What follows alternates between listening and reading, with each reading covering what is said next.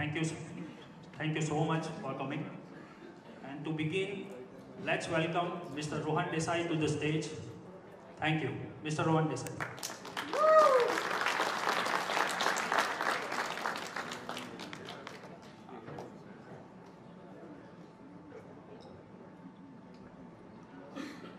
Good evening. Good evening, ladies and gentlemen. It is an absolute honor to welcome you all to this special gathering. We are privileged to have such esteemed guests in attendance, and I truly believe this evening holds great value for each of us. With further ado, I would like to invite the visionary leader at the helm of Aether Industries, our esteemed chairman, Shri Kamal Vijay Tulsian, to grace the stage with his inspiring words and to introduce our distinguished guest speaker.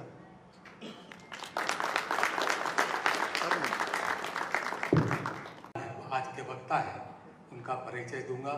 रिश्ते में तो वो हमारे छोटे भाई लगते हैं। नाम है अजय कुमार तोमर।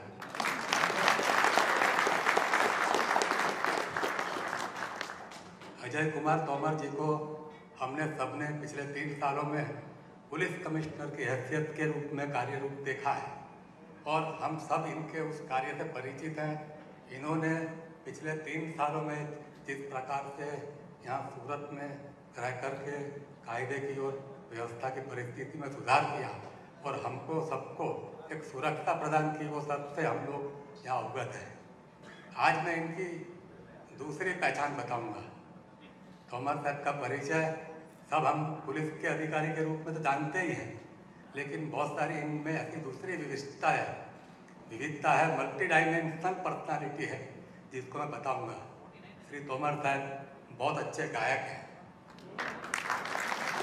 तोमर साहब बहुत अच्छे स्पोर्ट्समैन हैं, तोमर साहब बहुत अच्छे वक्ता हैं। तोमर साहब के पास हिस्ट्री और ज्योग्राफी का अनंत अभ्यास किया हुआ पूरा ज्ञान है और हिस्ट्री ज्योग्राफी के बहुत अच्छे ज्ञाता हैं। तोमर साहब वैसे कृष्ण मैनेजमेंट गुरु के विषय में बात करेंगे, लेकिन इनके पास में और बहुत सारी ऐसी गाथा हैं जो ये अगर बात करें तो पूरी रात भी कम पड़ जाए। तोमर साहब के लिए कुछ भी बताना सूरज को रोशनी दिखाने के समान है। तो ऐसे तोमर साहब को हम आमंत्रित करेंगे कि वो हमारे बीच आए और मैनेजमेंट गुरु के रूप में एक नया रूप हम सब लोग देखें और मैं इनको आमंत्रित करूँगा। श्रीमान Tomar.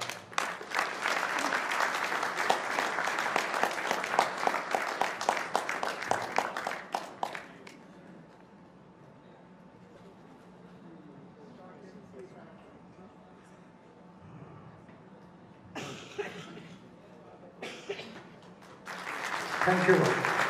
Thank you very much.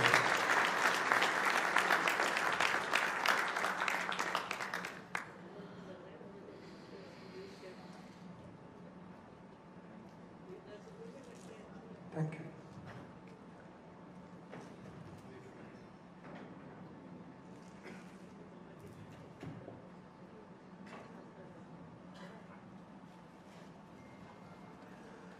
जय श्री कृष्ण। ये अभिवादन हमें बार बार सुनने को मिलता है और इसको हम स्टैंडर्ड ग्रीटिंग की तरह से बड़े प्रेम से उपयोग में लेते हैं। लेकिन पिछले कुछ समय से जब भी मैं श्री कृष्ण का नाम सुनता हूँ किसी ग्रीटिंग में, किसी में, तो मुझे बड़े अथाह सागर की गहराई उसमें अनुभव होती है। सागर में जैसा आपको पता है उसमें बहुत कुछ होता है। सागर मंथन जो हुआ था उसमें बहुत कुछ निकला था। वो एक पैराबल वो बहुत पुरानी है, उसमें सब कुछ निकला था। देवताओं राक्षसों के बीच में जो सागर मंथन हुआ था। लेकिन भगवान श्री कृष्ण जिस तरह का सागर है, अथाह सागर है, परम चेतना के परम विराट बिंदु हैं, उनमें से जो आज हम बात करने वाले हैं वो है Shri Krishna the management Guru. Management को आमतौर पे getting things done by and through people, इस तरह की एक परिभाषा मैनेजमेंट स्कूल्स में पढ़ाई जाती है। Putting right person at right time at right job, optimum utilisation of resources, ये सारी चीजें बताई जाती हैं। लेकिन आज का ये विषय हमारे लिए थोड़ा हटके इसलिए है कि प्रायः मैनेजमेंट की जब भी बात आती है स्कूल्स में, कॉलेजेस में, यूनिवर्सिटीज में, कहीं भी, तो माना यह जाता है कि इसका कंसेप्ट सबसे पहले ह्यूमन रिसोर्सेज की डिप्लॉयमेंट किस तरह से की जाए, अपने टारगेट्स को किस तरह से डिसाइड किया जाए, टारगेट्स तक पहुंचने के लिए जो व्यूहात्मक रचना की जाए, स्ट्रेटेजिक काम किया जाए, वो रोमन एम्पायर से लोग मानते हैं कि ली गई आर्मी, आर्म्ड फोर्सेस से। उसके बाद 1911 में F.W. टेलर, साइंटिफिक मैनेजमेंट का फादर उसको माना जाता है, उसने ये बताया कि किसी भी काम को करने का तरीका, सबसे एफिशिएंट तरीका ढूंढना मैनेजमेंट का प्राइम ड्यूटी भी है और उसका कर्तव्य है। मोशन स्टडीज, एक भी मोशन मशीन का या आदमी का निरर्थक नहीं होना चाहिए, वेस्टेज नहीं होना चाहिए, कोई समय की बर्बादी नहीं होनी चाहिए, टाइम का बेस्ट पॉसिबल यूटिलाइजेशन होना चाहिए। वर्क स्टडी उन्होंने किया, किसी भी काम को करने का मोस्ट एफिशिएंट तरीका क्या हो सकता है, स्टेप बाय स्टेप उसकी एसओपीज क्या हो सकती हैं, वो हो सकती हैं। उसके बाद हेनरी फेयोल आए, हेनरी फेयोल के बाद और पीटर एफ ड्रकर आए, उन्होंने नए नए कॉन्सेप्ट्स दिए। मैं इंगित इस तरफ इशारा कर रहा हूँ कि जो मैनेजमेंट आमतौर पे बोला जाता है और ये शब्द पढ़ने के बाद जो छाप स्कूल कॉलेजेस में लोगों के दिमाग में आती है, ऐसा लगता है कि मैनेजमेंट कोई पश्चिम से आई हुई चीज है। और हमारा मैनेजमेंट का पूरा कॉन्सेप्ट पाश्चात्य फिलॉसफी, उनका दर्शन, उनकी थिंकिंग उससे प्रभावित है। ये चीज़ें मैं कॉन्फिडेंटली इसलिए बोल रहा हूँ कि मैंने जब 82 से 84 तक MBA किया तो मैंने देखा कि सारी रेफरेंस बुक्स पश्चिम की थी। फिलिप कोटलर था मार्केटिंग में, या मार्केटिंग रिसर्च में चर्चिल की बुक थी, या क्रिस्टियनसन एंड्रयूज एंड बावर की प्रिंसिपल्स ऑफ मैनेजमेंट थी, या मैनेजमेंट पीटर ड्रकर की थी, या फ्लिपो की पर्सनल मैनेजमेंट थी, या H. आइगर एंड सफ की स्ट्रेटेजी थी। ये सारी बुक्स मुझे अभी तक याद है क्योंकि मैनेजमेंट का विद्यार्थी में था और बड़ा पढ़ाकू किस्म का विद्यार्थी था, इसलिए इनके ऑथर्स के नाम तक मुझे याद हैं। लेकिन धीरे धीरे जैसे उम्र बढ़ी,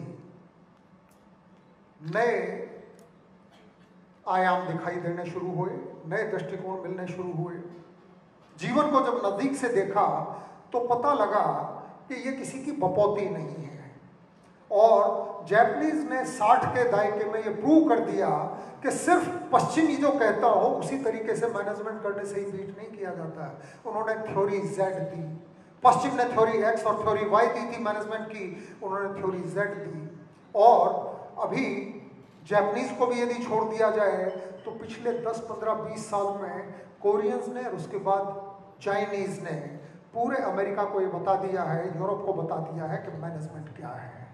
एक ज़माना ऐसा था और आप सभी को पता है, आज भी लगभग है वही ज़माना, चाहे मर्सिडीज है, चाहे ऑडी है, चाहे BMW है, चाहे वोल्वो है, चाहे और कई स्कोडा है, सब गाड़ियां जर्मन थी। और जर्मन को मशीन मैन्युफैक्चरिंग में प्राइम माना जाता था कि इनको बीट कोई नहीं कर सकता।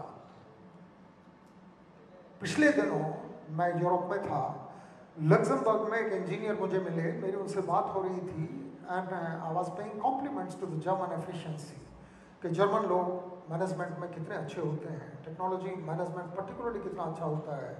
And he told me with all humility कि now we are tired. I asked him, I'm surprised. The German saying we are tired. He says कि कोरियंस और चाइनीज को compete करने में अब हमें प्रॉब्लम आ रही है। इसका मतलब ये है कि चाइनीज कन्फ्यूशियस और लाइप्ज़िग के आइडियाज़ को लेके कहीं आगे निकल रहे हैं। कोरियंस की नंची का बहुत छोटा सा मैं बताऊं, रीडिंग द रूम, परिस्थिति, એના તાગ મેળવવું, ગુજરાતીમાં જેને તાગ મેળવવાનું કહેવામાં આવે છે, આ Korean people they understand the whole situation immediately. यदि वे कोरियन यहाँ आएगा तो वो तात्कालिक इस पूरी परिस्थिति से लेगा कि यहाँ हो क्या रहा है और उसके बाद उसका रोल क्या है, वो कैसे करेगा.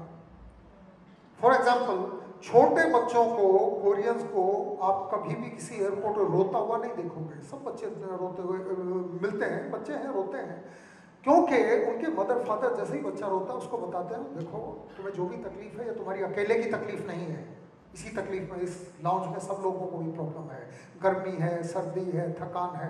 और कोरियन लोग बचपन से समझ जाते हैं, ये उनकी फिलॉसफी में से आया है. आज हम जब बात कर रहे हैं श्री कृष्ण द मैनेजमेंट गुरु, तो एक चीज का मुझे पूर्ण विश्वास है कि जब मैं यहाँ आके खड़ा हुआ हूँ इस विषय पे बोलने के लिए, तो मैं पूरी तरह से कन्विंस्ड हूँ कि हमारे पास अद्भुत ऊर्जा है, अद्भुत ताकत है. उसके साथ ही एक दुख भी है कि शायद हम उसको पहचान नहीं पाए, और यदि पहचान भी लिया तो सिर्फ उसकी पूजा की, उसकी ताकत को अपने अंदर निहित करके उतारा नहीं, उसके अंदर डूबे नहीं, उसको अपने अंदर लिया नहीं, उसकी जो शिक्षाएं थी, उसके जो मोरल टीचिंग्स थी, वो लर्निंग को हमने लिया नहीं. हमने पूजा करने की चीज़ बना लिया, हमने शपथ भी लेने की चीज़ बना लिया. गीता पे हाथ रख के शपथ खाई जाती है, विद ड्यू रिस्पेक्ट में बोल रहा हूँ, लेकिन उसके अलावा गीता में और श्री कृष्ण के जीवन में मैनेजमेंट की जो कमाल की गहराइयां हैं, एक तरफ एरिस्टोटल प्लेटो से निकला हुआ पश्चिम का मैनेजमेंट है, एनालिटिकल माइंड है, दूसरी तरफ ओरिएंटल लाओ से, कन्फ्यूशियस और इकिगाई से लेके और जुहित्सु जापानीज स्टाइल्स हैं. उन सभी के बारे में कब तक उनकी ओर हम तकते रहेंगे? अपने पास जो है कभी उसको भी तो देखें. मेरा ख्याल है ये समय पक गया है, और ये समय क्यों पक गया है उसके कारण है. आज ये जरूर क्यों है, आज दीगर क्यों है, ऐसा क्यों होना चाहिए कि हम अपने अंदर झांक के देखें, अपनी स्पिरिचुअलिटी में, श्री कृष्ण में झांक के देखें, गीता में झांक के देखें कि इसमें मैनेजमेंट में सीखने के लिए इसमें क्या क्या है. ये सिर्फ पूजा करने की चीज़ नहीं है, ये व्यक्तित्व सिर्फ पूजा करने का नहीं है. एक गैलप स्टडी हुई, गैलप जो ग्लोबल पोल्स करता है, लोगों का सर्वे करता है, गैलप पोल में एक चीज़ बहुत चमकदार तरीके से सामने आई. बहुत लोग बड़े आश्चर्यचकित भी हुए, क्या ऐसा है, मैं आपसे शेयर करता हूं. और मैं विद ड्यू रिस्पेक्ट ये मानता हूं कि इस ऑडियंस में ज़्यादातर बहुत सारे लोग ऐसे हैं जिनका अनुभव मुझसे ज़्यादा है, जिनकी क्षमताएं मुझसे ज़्यादा हैं, जिन्होंने जीवन में अचीव किया है और जो आगे भी अचीव कर रहे हैं, और जिनसे मैं बहुत कुछ सीख चुका हूं, सीख रहा हूं. लेकिन आप ये बताइएगा कि क्या ये बात गैलप पोल में आई है वो सही है कि नहीं है. जितनी भी ऑर्गेनाइजेशंस हैं जिसमें प्राइवेट कंपनीज भी आ गई हैं, उसमें 80% लोग ये मानते हैं, 80% लोग को माने छे कि हमारा ऑर्गेनाइजेशन में गया पछी हम हमारी शक्ति प्रमाणे काम करी रहा नहीं. हमारी शक्ति વધારે છે, અમે જે આઉટપુટ આપીએ છીએ આ લેવલ ઉપર છે. 80% people believe that we are not giving the output as is our potential. हमारी क्षमता प्रमाणेना आउटपुट અમે વર્ક પ્લેસમાં આપતા નથી. 70% લોકો આ માને છે કે અમે કામ ઉપર હોઈએ, વર્ક પ્લેસ ઉપર હોઈએ ત્યારે એન્ગેજમેન્ટ ફીલ કરતા નથી, અમે જોડાયેલા ફીલ કરતા નથી, અમે મોટિવેટેડ ફીલ કરતા નથી. डेंजरसली लगभग 20% लोग ये कहते हैं कि हम जब काम के लिए जाते हैं काम की जगह पे, तो हमारा उस काम में कोई इंटरेस्ट नहीं होता. 20%, 80% बोलते हैं कि हमारी क्षमता के अनुसार हम नहीं देते. इसका मतलब वो 30, 40, 50, 60% तक देते हैं, 10-15% तक देते हैं, जितना वो दे सकते हैं उसका. और 20% लोग ये कहते हैं कि हम बिल्कुल भी इंटरेस्टेड नहीं है उस काम में, किसी तरह से वेट उतारते हैं वहां जाकर. जो दुनिया का लीडिंग कंट्री है, जिसकी तरफ सब देखते हैं और जिसने इस दुनिया को बहुत कमाल के तरीके से आगे ले जाने में हेल्प भी की है, अमेरिका। अमेरिका के 87% वर्कर्स ये कहते हैं कि हमारे फुल पोटेंशियल से काफ़ी नीचे का आउटपुट हम अपने वर्क प्लेस पे दे रहे हैं। ये मैनेजमेंट की प्रॉब्लम है। जैसा मैंने पहले बताया, आप सभी लोग फैक्ट्री चलाते हैं, ऑफिस चलाते हैं, कॉरपोरेट वर्ल्ड में सीनियर पोजीशंस पे हैं, या आप आपका एंटरप्रेन्योरशिप है। आप ये देखिए कि गैलप पोल जो हो रहा है, क्या इस तरह की चीज़ आपको दिखाई देती है? मैं एज कमिश्नर ऑफ पुलिस, और क्योंकि मैं मैनेजमेंट में इंटरेस्टेड हूँ, तो मेरे काफ़ी ऐसे मित्र जो अलग अलग पोजीशंस पे हैं और दुनिया के अलग अलग देशों में हैं, उनसे बात करता हूँ तो most of them have agreed के बाद ये परसेंटेज जो आई है गैलप पोल में, ये सही है, and it is a management problem. Management का काम है मैक्सिमम आउटपुट अपने रिसोर्सेज से लेना। मैन, मशीन, मटीरियल, उसमें सबसे क्रिटिकल रिसोर्स जो है ह्यूमन बीइंग है। यदि ह्यूमन बीइंग्स की इन्वॉल्वमेंट ही नहीं है, यदि वो मोटिवेटेड फील नहीं करते, यदि वो एंगेज्ड ही फील नहीं करते, यदि वो ऑर्गेनाइजेशनल गोल्स के साथ आइडेंटिफाई ही नहीं करते, तो इसका मतलब ये है कि सीरियस मैनेजमेंट प्रॉब्लम है। मैनेजमेंट की और क्या प्रॉब्लम्स हैं जो हम और आप सभी फेस करते हैं? Inefficiency, poor productivity, delays in project implementation, poor HR practices, attrition, heavy turnover, या तो लोग मिलते नहीं हैं जिस क्वालिटी के मैन पावर हमें चाहिए, या तो वो मिलती नहीं है, और मिलती है तो कुछ दिन के बाद छोड़ के चली जाती है। Heavy turnover. और कोई भी आदमी जो आपके साथ कुछ दिन आके काम करता है, जब वो छोड़ के जाता है तो वो एक ट्रॉमेटिक एक्सपीरियंस होता है, ऑर्गेनाइजेशन के लिए बड़ा नुकसान का काम होता है। आपने उसमें ट्रेन किया उसको, उस पर टाइम लगाया, उस पर अपनी एफर्ट लगाए, उसके बाद वो छोड़ के चला गया। ये सब मैनेजमेंट प्रॉब्लम्स हैं। और ये मैनेजमेंट प्रॉब्लम्स कहाँ तक जाती हैं कि इंडिया की मैनेजमेंट प्रॉब्लम्स हैं कि रिसर्च एंड डेवलपमेंट पे ज़्यादा काम हो नहीं रहा है।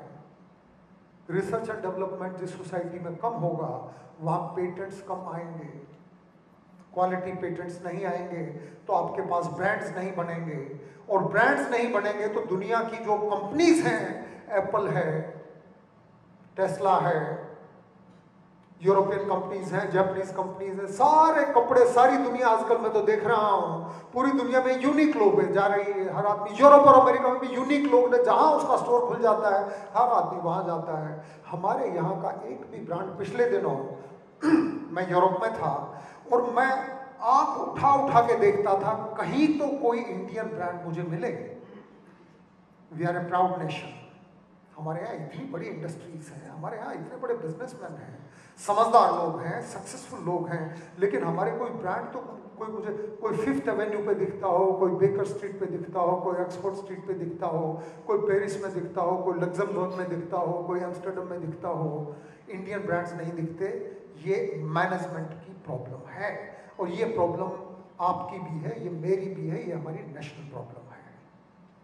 इतनी ताकत, इतनी एबिलिटी, इतनी बड़ी दुनिया की सबसे बड़ी पॉपुलेशन हम हैं, इतनी बड़ी पॉपुलेशन में से रिसर्च एंड डेवलपमेंट ना हो, पेटेंट्स ना आए, ब्रांड ना बने, ये मैनेजमेंट की प्रॉब्लम है। This is why we are discussing Shri Krishna the management guru. Unemployment की मैंने बात की। एक तरफ तो अनएम्प्लॉयमेंट हमारे देश की सबसे बड़ी तकलीफ है, और दूसरी तरफ कॉरपोरेट वर्ल्ड है जिसको अच्छे आदमी चाहिए, अच्छे वर्कफोर्स चाहिए, अच्छे एग्जीक्यूटिव चाहिए, अच्छे इंजीनियर चाहिए, अच्छे अकाउंटेंट चाहिए, अच्छे मैनेजर चाहिए। वो इंटरव्यू ले लेके थक जाते हैं, उनको उस क्वालिटी, डिजायर्ड क्वालिटी के आदमी नहीं मिलते, मैन पावर नहीं मिलती। ये भी हमारी मैनेजमेंट की प्रॉब्लम है, गवर्नेंस की प्रॉब्लम है। जो इस चीज को मैं थोड़े और ब्लंट तरीके से बताऊं, हम वो देश हैं, हमारे देश में वेद भी लिखे गए जो दुनिया के सबसे पुराने ग्रंथ हैं। Oldest books is the Vedas. Rigveda is considered well accepted the oldest book in this world. ज्ञान हमारे यहाँ तब से संचित था, उपनिषद लिखे गए, वेदांत लिखा गया, उसके बाद भी अनेक लोग आए, पतंजलि मुनि हुए, कणाद हुए, जिन्होंने एटॉमिक थ्योरी भी हमारे देश में दी थी। डाल्टन ने जब एटॉमिक थ्योरी दी, उससे बहुत पहले कणाद दे चुके थे परमाणु का सिद्धांत, और वो वही था जो डाल्टन ने कई सौ साल के बाद दिया और पूरी दुनिया में माना जाता है। पतंजलि मुनि ने जो चीजें दी थी, असल में जितना ज्यादा इन चीजों के बारे में आप समझदार तरीके से ध्यान से जागृत रह के पढ़ते हैं तो लगता है, मैं एक हास्यास्पद चीज आपको कहूंगा, आपको शायद हंसी भी आए, and you are free to laugh, but this my considered view, कि इस दुनिया में जिस क्वालिटी के वैज्ञानिक आइंस्टाइन थे जिन्होंने थ्योरी ऑफ रिलेटिविटी दिया, E is equal to mc², महानतम वैज्ञानिक में उसमें गिनती होती है, उसी क्वालिटी में, उसी ब्रैकेट में पतंजलि का नाम भी होना चाहिए। Theory of relativity, E is equal to mc², matter can neither be created nor destroyed, ये चीजें दी। लेकिन पतंजलि मुनि ने तो उनसे बहुत साल पहले एक चीज कही थी कि मन आपके शरीर को प्रभावित करता है, आपके विचार शरीर को प्रभावित करते हैं। सबने एक्सेप्ट किया, और उसके बाद बोलता है आपका शरीर आपके विचारों को भी प्रभावित करता है, दे इफेक्ट ईच अदर, दे रेसिप्रोकेट। और यदि आप अपने विचारों को कंट्रोल में कर लें, विचार यदि नियंत्रित कर लें, तो आप अपने शरीर को भी स्वस्थ कर सकते हैं। इसकी करोलरी क्या है कि यदि आप अपने शरीर को कस लें, स्वस्थ कर लें, ठीक कर लें, तो आपके विचार भी ठीक दिशा में जाना शुरू हो जाते हैं। और ये चीजें सिर्फ दार्शनिक के तौर पे उन्होंने उद्गार नहीं किए, उन्होंने कहा नहीं, उन्होंने करके दिखाया। पतंजलि इस चीज को करके दिखाते हैं। गीता में भगवान कृष्ण योग, परम योगी की तरह से दिखते हैं हमें। भगवान कृष्ण का योग यही सिखाता है कि यदि आप अपने विचारों को कंट्रोल कर लेते हैं, यदि अपने शरीर पे ध्यान देते हैं, विचार और शरीर एक दूसरे को प्रभावित करते हैं, और यदि ये एक दूसरे को ठीक तरीके से प्रभावित करते हैं, आप इन दोनों को कसते हैं ठीक से, तो आपके अंदर जितनी ताकत है वो पूरी बाहर आ सकती है। ताकत क्या है? ताकत वही है जो परमात्मा की ताकत है। हर मानवी में, अर्जुन को भगवान कृष्ण कुरुक्षेत्र के मैदान में यही बता रहे हैं कि तू मुझे देख, मुझे देख, लुक एट मी, मैं क्या हूं। यह बात मैं इसलिए नहीं बता रहा हूं कि आध्यात्मिक बात है, तो मैं खास कारण से बता रहा हूं। वो कहते हैं कि मैं गायों में कामधेनु हूं, मैं हाथियों में ऐरावत हूं, मैं सांपों में वासुकी हूं। वासुकी आपको पता होगा, जो समुद्र मंथन जिस सर्प को लपेट के किया था, उसको, उसका नाम वासुकी था। इसका मतलब क्या है? भगवान कृष्ण इंगित कर रहे हैं कि मैं वेदों में सामवेद हूं, क्योंकि सामवेद से म्यूजिक की शुरुआत हुई, महानतम है हर चीज में। इसमें भगवान कृष्ण अपना अहंकार नहीं बता रहे थे कि मैं सर्वश्रेष्ठ हूं, देख मैं विराट हूं, देख मेरा स्वरूप देख, मैं गायों में ये हूं, मैं सर्पों में ये हूं, मैं पहाड़ों में, पर्वतों में मैं हिमालय हूं। इसका मतलब ये है कि वो अर्जुन को बता रहे थे कि परमात्मा के तौर पे तू मुझे देख, और तू जिसका अंश है, तू मेरा ही अंश है, तू उसी परमात्मा का अंश है। उस परमात्मा जिसका स्वरूप भगवान कृष्ण थे, जिसका अंश एक अर्जुन में था, और अर्जुन को वो दिखा रहे थे। मैं सिंसियरली मानता हूं कि हम और आप भी उसी परमात्मा की, उसी के अंश हैं। यदि हम अपनी ताकत को पहचानें, और कोई एक या दो या तीन आदमी नहीं, ये नहीं है कि टॉप मैनेजमेंट में बड़ी खास एबिलिटीज होती हैं, ये नहीं है कि यूनिवर्सिटी के और बोर्ड के टॉपर, जिनके हर जगह बोर्ड पे नाम और फोटो आपको दिखाई देते हैं, उन्हीं के अंदर ये एबिलिटीज हैं। बायोलॉजिकली परमात्मा जब भी किसी को, प्राणी को जन्म देता है, तो उसके अंदर कमाल की एबिलिटीज होती हैं। वो एबिलिटीज को यदि हम पहचानें, उसको मैनेज करें, तो मैनेजमेंट करना आसान हो जाएगा, गीता को समझना आसान हो जाएगा। यदि ये मान के चले कि हम उसी परम पिता परमात्मा की एक किरण हैं, उसी प्रकाश पुंज की एक किरण हैं, उसी परम चेतना का एक चेतन स्वरूप हम हैं। जो गीता का दूसरा अध्याय है, उसमें सांख्य में बताया गया है कि एक प्रकृति है और एक पुरुष है, यानी एक शरीर है और एक आत्मा है। ये बताने की जरूरत क्यों पड़ी? क्योंकि अर्जुन डामाडोल था, अर्जुन कंफ्यूज था। अर्जुन जो तर्क दे रहा था वो कमाल के तर्क थे। He was a very sharp person, very intelligent person, योद्धा भी था। और क्योंकि बचपन से श्री कृष्ण के साथ खेला था, गुरु द्रोण के साथ उसने शिक्षा ली थी और उनकी पढ़ाई लिखाई तो अच्छी हुई थी। Was a sharp man. वो अपनी जो विडंबनाएं बता रहा था कि प्रभु मैं लड़ूं तो लड़ूं कैसे, सामने ये भीष्म पितामह खड़े हुए हैं, गुरु द्रोण खड़े हुए हैं, वो मेरे काका हैं, वो मेरे कजन हैं, वो मेरे भाई हैं, इसके साथ में खेलता था, इसके साथ में पैदा हुआ था, इसके साथ में रहता था, अब इनके साथ लड़ूं तो लड़ूं कैसे। इसका मतलब अर्जुन कह रहा है कि मैं लड़ तो लूं, यदि सामने मेरे सगे वाले ना हो तो। चाहिए तो मुझे सब कुछ, अर्जुन को चाहिए था सभी कुछ, लेकिन मोहग्रस्त हो गया था, अटैचमेंट में फंसा हुआ था, रिश्तों की अटैचमेंट थी, प्रेम था, स्नेह था, इन सभी चीजों में। इसी को मैनेजमेंट की रूट में मानता हूं। मैनेजमेंट के लिए अपनी मनोवृत्तियों को, जिसमें अर्जुन फंस के कांप रहा था, और वो असल में कहा तो उसने ही था। महाभारत का युद्ध जब अवश्यंभावी हो गया, जब दोनों पक्ष मान नहीं रहे थे और कौरव ये कह रहे थे कि पांडवों को एक सुई की नोक रखने जितनी जमीन भी नहीं देंगे, भगवान कृष्ण ने भी ट्राई किया, काफी प्रयास किया कि किसी तरह से परिवार के लोग हैं, समझौता हो जाए, लेकिन जब नहीं समझौता हुआ तो फाइनली भगवान कृष्ण ने कहा कि मैं एक बार प्रयास करके देखता हूं। काफी लोग ये मानते हैं कि जिनको हम मैनेजमेंट गुरु के तौर पे आज हम पूजा कर रहे हैं, हाथ जोड़ के जिनका नाम लेके मैं ये बात कर रहा हूं, उन्होंने युद्ध क्यों कराया। महात्मा गांधी के लिए वो गीता को माता बोलते थे। महात्मा गांधी का मैं परम आदर करता हूं, और मेरे आदर करने या ना करने से वो छोटे बड़े नहीं होते हैं। बहुत महान आदमी थे, महान आत्मा थे महात्मा गांधी, लेकिन वो गीता को माता बोलते थे कि गीता मेरी माता है।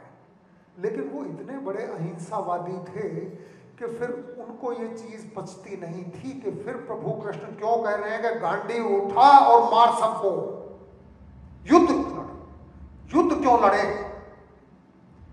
गांधी जी को इसमें परेशानी थी। अब उन्होंने जस्टिफिकेशन दी कि असल में महाभारत में नाम का कोई असल में युद्ध या खून खराबा नहीं हुआ, ये प्रतीकात्मक है। अच्छाई और बुराई, कमजोरी और स्ट्रेंथ, इनके बीच की चीजें हैं, और ये प्रतीक है मनोवृत्तियों का। इस तरह की पैराबल है, पैराबल यानी प्रतीकात्मक कथा है, क्योंकि गांधी जी युद्ध को टॉलरेट नहीं कर सकते थे। श्री कृष्ण युद्धवादी नहीं थे। He was not very fond of war, कि लड़ाई करवानी है, ऐसा नहीं था। और उन्होंने बहुत कोशिश की कि युद्ध ना हो। कोशिश यहां तक के की मैंने विशद अभ्यास करने का प्रयास किया है। असल में आप लोगों का इतना समय बिगाड़ने के लिए जब मैं यहाँ आके खड़ा हुआ हूँ तो मेरी इतनी बड़ी जवाबदारी है कि मैं कच्ची पक्की बात ना करूँ। महाभारत को आप पढ़ना शुरू करें, आदि पर्व लगभग पूरा हो जाता है, जो प्राथमिक भाग है, उसके अंत में जाके पहली बार कृष्ण का आगमन होता है महाभारत में। सबसे पहले कृष्ण तब आते हैं जब द्रुपद के महल में द्रौपदी का स्वयंवर हो रहा है, और ये पता है कि द्रुपद बड़े ताकतवर राजा हैं, बड़े क्षत्रिय राजा हैं, और उनकी बेटी का स्वयंवर है तो काफी लोग आएंगे। और भगवान कृष्ण तब तक द्वारका में थे, वो वहां स्वयंवर जीतने के लिए नहीं गए थे, लेकिन उनको कहीं ना कहीं अंदर से लगता था कि पांडव यदि होंगे तो इस तरह की शर्त है, नीचे देख के, रिफ्लेक्शन में देख के मछली की आंख को बींधना है, तो वो तो अर्जुन ही कर पाएगा। उनको पता है बचपन से, वो उसका कजन था। कुंती जो थी वो भगवान कृष्ण की बुआ थी। अब वो और बलराम अटेंड करने के लिए गए थे, क्योंकि कोई भी बड़े बलशाली योद्धा के यहाँ कोई शादी होती है तो बस सब राजा जाते हैं, तो वो भी गए वहां। और उन्होंने देखा अब थोड़ा सा जिक्र मैं ये भी करूं कि वो द्वारका क्यों गए, लोग उनको रणछोड़ भी बोलते हैं। एक तरफ वो महाभारत का युद्ध करा रहे हैं कि उठाओ और काट दो इनको, सभी को खत्म करो, युद्ध लड़ो, पूरी ताकत के साथ लड़ो, कमजोर मत बनो। और दूसरी तरफ वो रणछोड़ होकर द्वारका क्यों चले गए थे? क्योंकि जरासंध के साथ उनका झगड़ा था। मैं इस स्टोरी को लंबी नहीं करूंगा, छोटी करूंगा, मैनेजमेंट पे जाएंगे। और जरासंध जो था वो शक्तिशाली राजा था मगध का। श्री कृष्ण को यह पता था कि इससे लड़ा जा सकता है, झगड़ा था, लेकिन लड़ेंगे तो आधे राजा मेरी तरफ आएंगे, आधे उसको भी सपोर्ट करेंगे और सब एक दूसरे को मार लेंगे। एक और महाभारत उससे पहले हो गया होता। तो उन्होंने शांति से अपने घर परिवार में यादव कुल के सब बड़े छोटों को समझाया और बोला कि हम लोग चलते हैं, हम कहीं और अपना राज बसा लेते हैं, इसको यहाँ कंट्रोल करने का कभी समय आएगा तब कंट्रोल करेंगे। युद्धवादी नहीं थे, यदि युद्धवादी होते तो वो महाभारत तो पहले ही जरासंध के साथ कर चुके होते। वो शांतिवादी आदमी थे। और बाद में जब युद्ध अवश्यंभावी हो गया तब भी उन्होंने कहा मैं एक बार दुर्योधन से जाके बात कर लेता हूं, उसको जो काफी कंसेशन दे देते हैं कि पांडवों को कम दे देना, तुम ज्यादा ले लो, लेकिन ये युद्ध तो मत करो। लेकिन युद्ध यदि आ जाए तो युद्ध की तैयारी रखनी पड़ती है, और युद्ध की तैयारी एक दिन में नहीं होती है। मैनेजमेंट के सामने सीरियस प्रॉब्लम्स आती हैं, इसीलिए मैनेजमेंट है। टॉप मैनेजमेंट को किसी भी क्राइसिस को मीट करने के लिए तैयार रहना चाहिए। श्री कृष्ण का संदेश ये है कि कमजोरी से आप किसी चीज को कभी भी ठीक से हैंडल नहीं कर सकते। You deal with things from a position of strength, position of power, position of resourcefulness. आपकी इंटेलिजेंस अच्छी होनी चाहिए, आपके रिसोर्सेज अच्छे होने चाहिए, आपकी ट्रेनिंग अच्छी होनी चाहिए, आपका मोबिलाइजेशन अच्छा होना चाहिए, आपको लोगों को अपनी साइड में लेने की क्षमता होनी चाहिए, जो पांडवों को लगातार वो मैनेज करके दे रहे थे। अब इन बातों के साथ मैं एक बार फिर से आपको मैनेजमेंट की ओर ले जाना चाहूंगा कि मैनेजमेंट की सीरियस प्रॉब्लम्स क्या है। जो मैं भारत की बातें कर रहा था, जिसके लिए आप सभी प्रयासरत हैं, गुजरात गवर्नमेंट मेहनत कर रही है, भारत सरकार मेहनत कर रही है, माननीय प्रधानमंत्री जी हमेशा एक्सहॉर्ट कर रहे हैं कि दूसरे नंबर की इकोनॉमी बढ़ने जा रहे हैं, सब कुछ होने जा रहे हैं। इसी देश में एक हकीकत ये भी है जो नारायण मूर्ति जी ने कुछ दिन पहले कही थी कि हमें याद रखना चाहिए कि पिछले 60 साल से हमारे देश में कोई पाथ ब्रेकिंग रिसर्च नहीं हुई। और इसको मैं मैनेजमेंट की प्रॉब्लम मानता हूं, क्योंकि ब्रेन्स तो हमारे हैं, हमारे ब्रेन्स कोई कम नहीं है किसी से भी, बल्कि इतना सिंथेसिस है पुराने ज्ञान का, इतने आध्यात्मिक बात हमारे गांव का एक सादा आदमी भी कर देगा, गरीब से गरीब आदमी कर देगा, जो वहां के बड़े बड़े फिलोसोफर उसमें गच्चा खा जाएंगे पश्चिम के। इतना ब्रेन होने के बावजूद यदि हमारे यहाँ रिसर्च एंड डेवलपमेंट नहीं है तो हमारी प्रॉब्लम है। यदि हम आज भी हम ह्यूमन डेवलपमेंट इंडेक्स में पीछे हैं, 130वें 32वें नंबर पे हैं, तो हमारी प्रॉब्लम है, ये मैनेजमेंट प्रॉब्लम है। लीडरशिप और कॉर्पोरेट गवर्नेंस हमारी प्रॉब्लम है। यदि ऐसा ना होता तो सत्यम का फाइनेंशियल मैनेजमेंट और उसकी रिपोर्टिंग, उसकी ऑडिट रिपोर्ट इतनी गलत ना जाती। कॉर्पोरेट गवर्नेंस पुअर था, इसीलिए सत्यम फेल हुआ। It was a roaring success for a long time.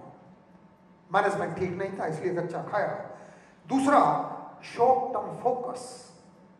हम लोग सभी शॉर्ट टर्म फोकस रखते हैं, क्वार्टरली रिपोर्ट की तरफ हमारा ध्यान ज्यादा होता है, हम क्रिएटिव इनोवेशन की तरफ ध्यान नहीं देते हैं, हम अपने एम्प्लॉइज की ट्रेनिंग नहीं कराते हैं। हमारी चिंता यही होती है कि क्वार्टरली रिपोर्ट ठीक आनी चाहिए, और क्वार्टरली ठीक रिपोर्ट आने के चक्कर में स्ट्रेटेजिक आप थाप खा जाते हैं। आप लॉन्ग टर्म विजन आपका आ ही नहीं पाता कि आज हम यहाँ हैं, 5 साल बाद हम कहाँ होंगे, 10 साल बाद कहाँ होंगे, 20 साल बाद हम कहाँ होंगे। वो देखना जब आप शॉर्ट टर्म में सोचेंगे तो उस तरह आपकी दृष्टि जाएगी ही नहीं। ये हमारे मैनेजमेंट की प्रॉब्लम है।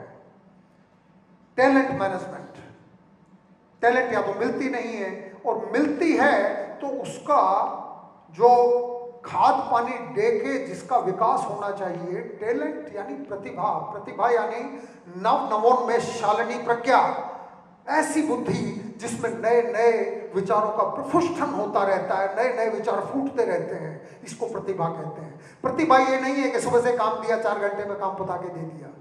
नए विचार आने चाहिए, नई चीज आनी चाहिए। टैलेंट मैनेजमेंट, नए टैलेंट को अट्रैक्ट करना, उसके बाद वो टैलेंट हमारे साथ टिके, छोड़ के ना जाए, और वो टैलेंट टिके तो उस टैलेंट की पूरी ताकत को कंपनी के काम के लिए किस तरह से बाहर निकाला जाए, दिस इज टैलेंट मैनेजमेंट। मैं फिर से थोड़ा सा अलग जाना चाहूंगा। इस धरती पे आज तक जितने पैसा पात्र लोग हुए हैं, जैसे कि आजकल स्टीव जॉब्स का नाम आता है, एप्पल का नाम आता है, माइक्रोसॉफ्ट बिल गेट्स का नाम आता है, जेफ बेजोस का नाम आता है, और जो इन्वेस्टमेंट बैंकर्स हैं उनका नाम आता है, रिचेस्ट आदमी है इस पृथ्वी पे। जब से इतिहास ठीक से लिखा गया है, अकाउंटिंग ठीक से होती है, रिचेस्ट आदमी हुआ है कार्नेगी, अमेरिका में था, स्टील किंग था वो, और 1901 में उसकी नेटवर्थ $475 मिलियन थी, जो आज के टाइम में उसकी वैल्यू निकाली जाए तो $300 बिलियन से ज़्यादा होती है। तो वो आज तक इस धरती पे रिचेस्ट आदमी उसको एक्सेप्ट किया जाता है, कार्नेगी को। कार्नेगी एक बार न्यूयॉर्क में अपने क्लब में दोस्तों के साथ बैठे थे। ये सबसे शांति और मजे का टाइम होता है जब क्लब में आप दोस्तों के साथ बैठते हैं, दिमाग खुलता है, फॉर्मेलिटी एक साइड में रख दी जाती है, आप खुल के ईमानदारी से एक दूसरे के बारे में कमेंट करते हैं। दोस्तों ने कहा है कि Carnegie you are very lucky. Carnegie was very happy hearing this, but when the friend repeated again, Carnegie, you are very lucky. तो उसने पूछा कि why do you repeat it? I'm happy you think I'm a lucky person. बोला no. मेरे कहने का मतलब ये है कि तुम्हारा जैसा मैनेजमेंट हम में से किसी के पास नहीं है। जो आदमी तुम्हारे पास एक बार आ गया था, मैं देखता हूँ कि वो 35 साल से, 30 साल से, 25 साल से, 18 साल से, 15 साल से वो तुम्हें छोड़ के जाता नहीं है। That is why I say you are lucky. और ये तेरी कंपनी की स्ट्रेंथ है सबसे बड़ी। कार्नेगी ने उस दिन कुछ नहीं कहा, but he went back home thinking. और वो पूरे वीक उसके दिमाग में बात थी कि दोस्तों ने ये चीज़ कही है तो क्या कारण है। उसके बाद 1-2 वीक के बाद जब सभी दोस्त फिर से इकट्ठा हुए तो कार्नेगी ने कहा कि that day you made a comment I am a lucky person. उसने कहा yes I repeat it, you are lucky and for this reason you are lucky, कि तेरे पास जो आदमी अच्छे हैं वो तेरे को कभी छोड़ के नहीं गए। कार्नेगी ने कहा कि आज मैं इस चीज का जवाब देना चाहूंगा कि मैं कोई भी आदमी जब मेरी कंपनी ज्वाइन करता है तो मैं मान के चलता हूं कि ये गोल्ड माइन है, सोनानी खान है। और गोल्ड माइन क्या होती है? गोल्ड माइन में से आप 10,000 टन मिट्टी निकालो तब उसमें 1 आउंस गोल्ड आपको मिलता है। कि मैं मेरी कंपनी में जो भी आदमी जुड़ता है मैं उसको सोने की खान मानता हूं और मैं उसको देखता हूं उसमें 10,000 टन मिट्टी भी है और उसमें 1 आउंस गोल्ड भी है, लेकिन मेरी नजर उसके सोने पे होती है, 10,000 टन मिट्टी की तरफ मैं नहीं देखता। और क्योंकि मैं उसके 1 आउंस गोल्ड की कदर करता हूं तो शायद इसलिए वो लोग मुझे छोड़ के नहीं जाते। और मैं मानता हूं कि पर्सनल मैनेजमेंट में, एचआर में इससे बड़ी शिक्षा मैंने किसी बुक में नहीं पढ़ी। जनरली हमारे यहाँ स्कूल्स में, प्राइमरी स्कूल से एक ही चीज बताई जाती है, तब तुम्हारी इंग्लिश वीक है, तुम्हारा मैथमेटिक्स वीक है, साइंस में नबળો છે, આમાં નબળો છે, તેમાં નબળો છે, રેગ્યુલર બહુ છે પણ કામમાં પ્રોડક્ટિવિટી નથી, એની પ્રોડક્ટિવ બહુ સારી છે, આઉટપુટ બહુ સારો છે પણ क्वालिटी बहुत सारी नहीं। अब जैसे ही आप उसको प्रेज भी करते हैं और उसके बाद उसके साथ जोड़ भी देते हैं पण, तो आप ये मान लो कि आपने उसको तबाह कर दिया। आप जब किसी को प्रेज करते हैं तो ओपनली प्रेज कीजिए and don't add anything to that. उसके बाद कभी अकेले में बुला के बात करना कि भाई तू इतना अच्छा काम करता है, थोड़ी क्वालिटी पे भी ध्यान दे, मुझे ये लगता है कि तू क्वालिटी भी अच्छी कर सकता है, आउटपुट तेरा और इम्प्रूव हो जाएगा, लेकिन अकेले में बोलो। तो ये एचआर के जो प्रिंसिपल्स हैं ये भी भगवान कृष्ण से हमें सीखने को मिलेंगे। यदि हम नज़दीक से इसको देखें तो भगवान कृष्ण हमेशा इन चीज़ों का ध्यान रखते हैं कि किससे क्या काम किस तरह से कब कराया जा सकता है। ये सारी जो मैंने प्रॉब्लम्स बताई, स्ट्रेटेजिक ग्लोबल थिंकिंग, और वी आर वेरी हैप्पी। हमारे यहाँ बड़ी बड़ी कंपनीज हैं, टाटा है, रिलायंस है, बिरलास हैं, और भी हैं, इन्फोसिस है, TCS और मारुति है। लेकिन स्ट्रेटेजिक ग्लोबल थिंकिंग इसको कहा जाता है कि ग्लोबल लेवल पे आपका ब्रांड तो हो। मैं ब्रांडिंग के ब्रांड्स की रैंकिंग देख रहा था, पहले 100 में सिर्फ एक टाटाज एक ब्रांड आया है हमारा 71st पोजीशन पे। थोड़ा बहुत आगे पीछे 1-2 साल में हुआ हो तो बात अलग है। इसके अलावा कोई इंडियन ब्रांड फिगर ही नहीं करता वर्ल्ड के टॉप 100 ब्रांड्स में। और टाटाज भी कैसे आए? जब उन्होंने कोरस स्टील लिया, जब उन्होंने जैगवार लिया, जब टेटले टी ली। ग्लोबल स्ट्रेटेजिक थिंकिंग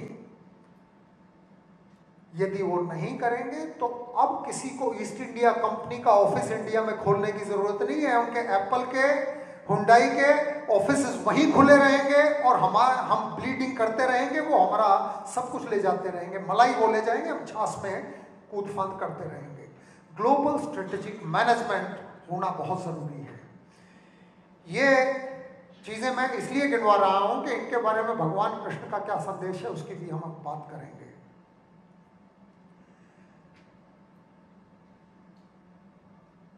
भगवान कृष्ण की जो भी टीचिंग्स हैं गीता में या उनके जीवन से, वो लीडरशिप की एक कॉम्प्रिहेंसिव समझ हमें देती है कि लीडरशिप कैसे होनी चाहिए, एथिक्स के बारे में, इमोशनल इंटेलिजेंस के बारे में, स्ट्रेटेजिक थिंकिंग के बारे में। आप इमोशनल इंटेलिजेंस देखिए कि अर्जुन वैसे तो उनके साथ बचपन से खेला, बचपन से दोनों घूमते भी थे, पिकनिक पे भी जाते थे, आखेट पे इधर उधर सब जगह जाते थे। लेकिन इमोशनल इंटेलिजेंस सीखने की बात यह है कि गीता कहाँ आई? सबसे अनलाइकली जगह पे आई। युद्ध के मैदान में कभी कोई किसी को प्रवचन देता है?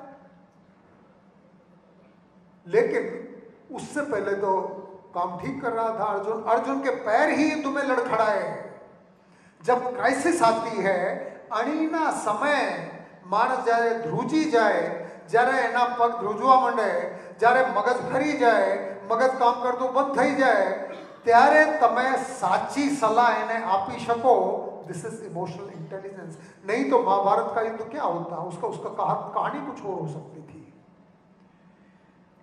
इसके अलावा भगवान कृष्ण से यह भी सीखने का है कि टॉलरेंस क्या है। टॉलरेंस, सहन शक्ति बहुत बड़ी ताकत है मैनेजमेंट की। We should be tolerant. Shishupal उनका सगा संबंधी था। शिशुपाल का जब जन्म हुआ था तो उसकी 3 आंख थी और 4 हाथ थे, और वही भविष्यवाणी हुई थी कि जिस रिश्तेदार की गोद में बैठ के ये बच्चा ठीक हो जाएगा उसी के हाथों इसका वध होगा। अब शिशुपाल को सब लोग गोद में ले रहे थे। भगवान कृष्ण उससे थोड़े बड़े थे। उन्होंने जब उसको गोद में लिया तो उसकी एक आंख भी जाती रही और 2 एक्स्ट्रा हाथ भी निकल गए। और उसकी माँ ने कहा, रिश्तेदार थे, कि कृष्ण ये मेरे बेटे के बारे में जो भविष्यवाणी हुई है तो मुझे तो लगता है कि तेरे हाथ ही इसका वध होगा। ये कभी गलती करे, ये अबोध है, तू तो समझदार है, तू इसको माफ करते रहना। जब बार बार कोई सगा वाला बेन वारंवार एवं आग्रह करे तो भगवान कृष्ण ने इन्हें प्रोमिस आप्યું कि बा आ 100 મિસ્ટેક કરશે તો એનો કઈ ના કમ। 100 ની ગણતરી કહી દીધી। અને 100 ની ગણતરી આપણી બોલચાલની ભાષામાં એવી છે કે 100 ગણતરી તો 100 ભૂલો તો કોણ કરશે। અને માને હૈયા ધારણ થઈ ગઈ, શાંતિ થઈ ગઈ કે હવે કોઈ પ્રોબ્લેમ નથી, હવે શિશુપાલને કોઈ પ્રોબ્લેમ નથી। और शिशुपाल तरह तरह की गलतियां करता गया, क्योंकि उसको पता था, इसने कह दिया है कि 100 गलतियां करेगा तब तक तो मैं कुछ करूंगा नहीं। और आपको पता है फिर राजसूय यज्ञ हुआ। यज्ञ में सभी लोग, सगे वाले संबंधी सभी आए हुए थे। और युधिष्ठिर को पता था कि जब से हम थोड़े बड़े हुए हैं तब से हर चीज में भगवान कृष्ण ही, ये मतलब श्री कृष्ण जो हमारे सगे हैं, युधिष्ठिर और भीम कृष्ण से बड़े थे। अर्जुन उनके समवय था, लगभग उम्र में सेम था। नकुल सहदेव छोटे थे। ये उनकी कजन्स की एज, टेम्पोरल एज की मैं बात कर रहा हूं। तो ये जब इनकी एज धीरे धीरे बढ़ी और वो राजा हुए, तो भगवान कृष्ण ने कहा कि भाई ये रोज की लड़ाई झगड़ा ठीक नहीं है। कौरवों के साथ तो तुम्हारा झगड़ा है। उनसे बातचीत करके उनको खांडव प्रस्थ नाम का एक गांव भी दिलवा दिया कि भाई ये एरिया तुम्हारा है, इसमें रहो। ये महाभारत युद्ध से पहले का समझौता है। लेकिन कृष्ण को यह लग रहा था कि इनके स्टेटस प्रमाणे तो न थी। वेरी शार्प, वेरी इंटेलिजेंट, सही सलाह दी, राजसूय यज्ञ किया। सब कुछ होने के बाद ज्यादातर राजा मान गए कि भाई ये बहुत लायक हैं, अच्छे परिवार से। श्री कृष्ण हमें मदद करते हैं हर चीज में, सलाहकार, फ्रेंड, फिलोसोफर, गाइड, मित्र, सभी वो हैं। तो उन्होंने कहा कि भाई ये गिफ्ट तो, ये उपहार तो कृष्ण को दिया जाएगा।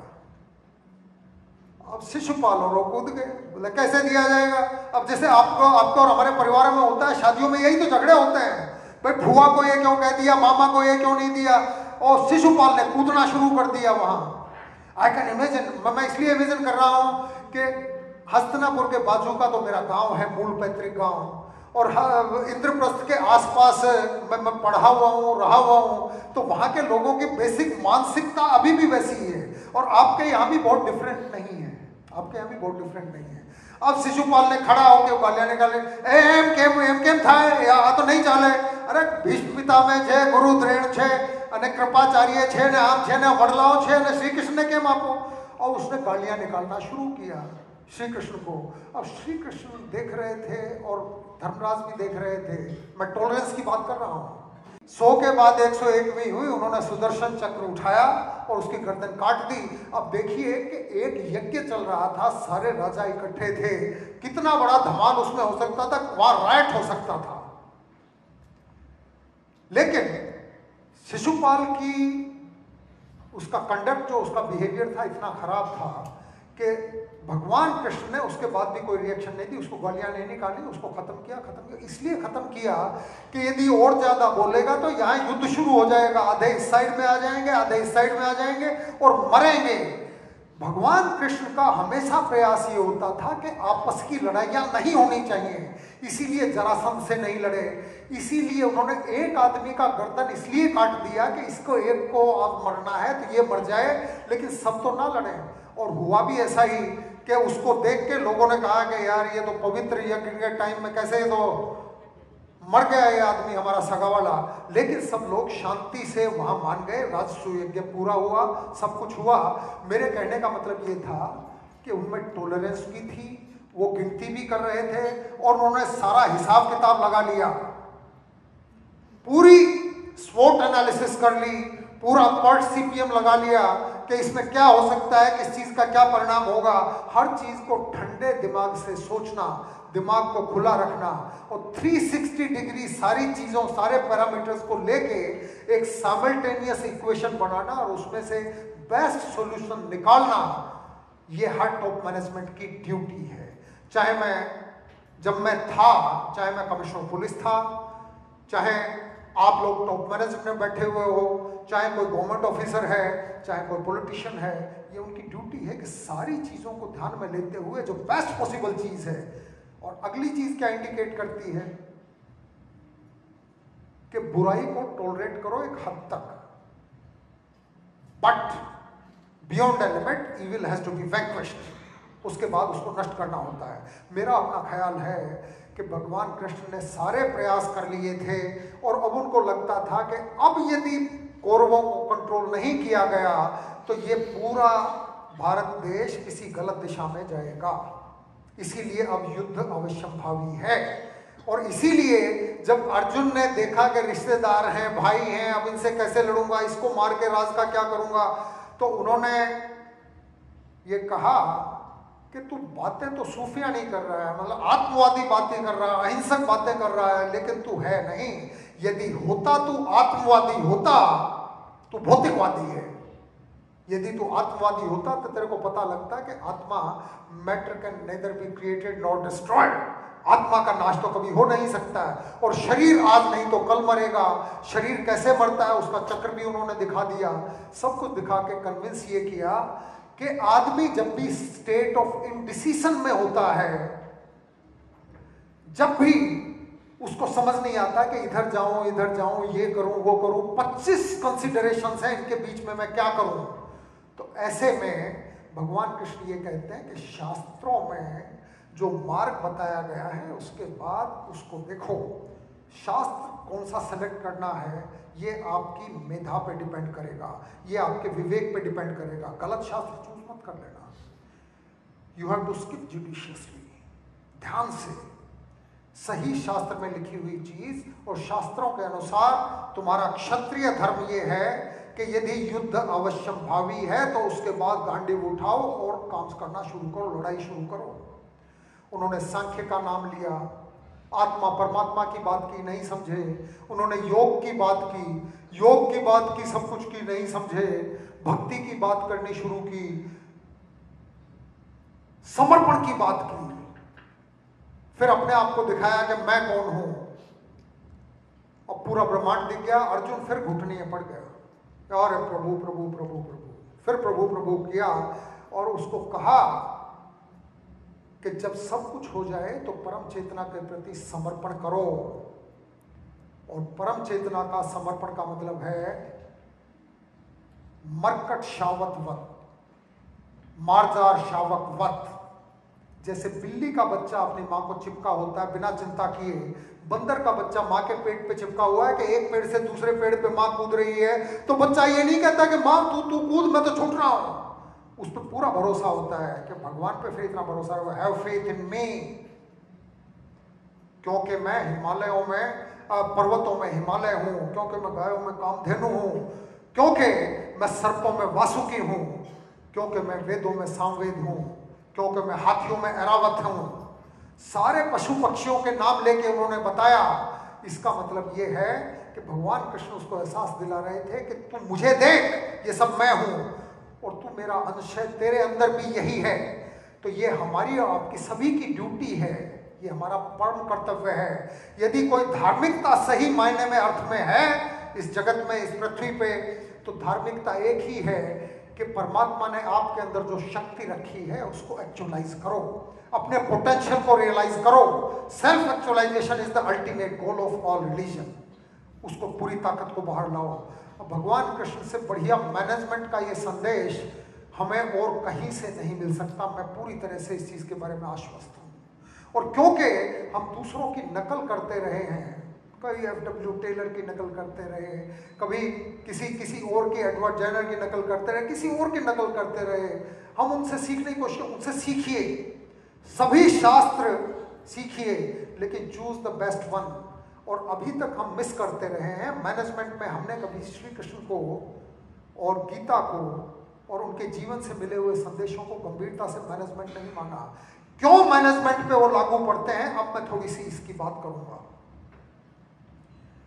Purposeful leadership. लीडरशिप ये नहीं है कि आप मेन चैम्बर में जाके बैठ गए, एसी चैम्बर है और सबसे बढ़िया सोफा आपके यहाँ है और आप वहाँ बैठे हैं, आपके बोर्ड के बाहर लिखा हुआ है CEO या चेयरमैन या मैनेजिंग डायरेक्टर या जनरल मैनेजर, वो टॉप मैनेजमेंट नहीं। पर्पसफुल लीडरशिप, जो ऑर्गेनाइजेशन गोल्स हैं वो आपकी नज़र में कभी भी बाहर नहीं होने चाहिए, वो कभी धुंधले नहीं होने चाहिए। उनके पीछे लग जाओ और पूरी तरह से एक बार टारगेट नक्की कर लिए तो पुट ऑल योर एनर्जी। और जब आप पूरी एनर्जी करेंगे तो आपको एहसास होगा कि मेरे अंदर तो भगवान की पूरी एनर्जी आ गई है। लक्ष्य भेदी लीडरशिप। भगवान कृष्ण ने पूरे जीवन में जिस चीज को लक्ष्य बनाया उसके बाद उसको छोड़ा नहीं। उनसे सीखने की चीज ये है, ये नहीं है कि यार चलो 50% हो गया, 40% हो गया, चलो चलो एटलू तो थे क्यों ना, एटलू थे क्यों ना, काम चाल से नहीं। यदि लक्ष्य लिया है तो फिर अपनी पूरी ताकत उसमें झोंक दो। और पूरी ताकत जब आप झोंकेंगे तो पता लगेगा वो तो भगवान की ताकत मेरे अंदर है, कुछ भी हो सकता है। और कुछ भी हो सकता है, तो ये क्यों ना हो कि लक्ष्य का भेदन होना चाहिए हर बार। जो टारगेट नक्की कर लिए वो टारगेट मीट होने चाहिए।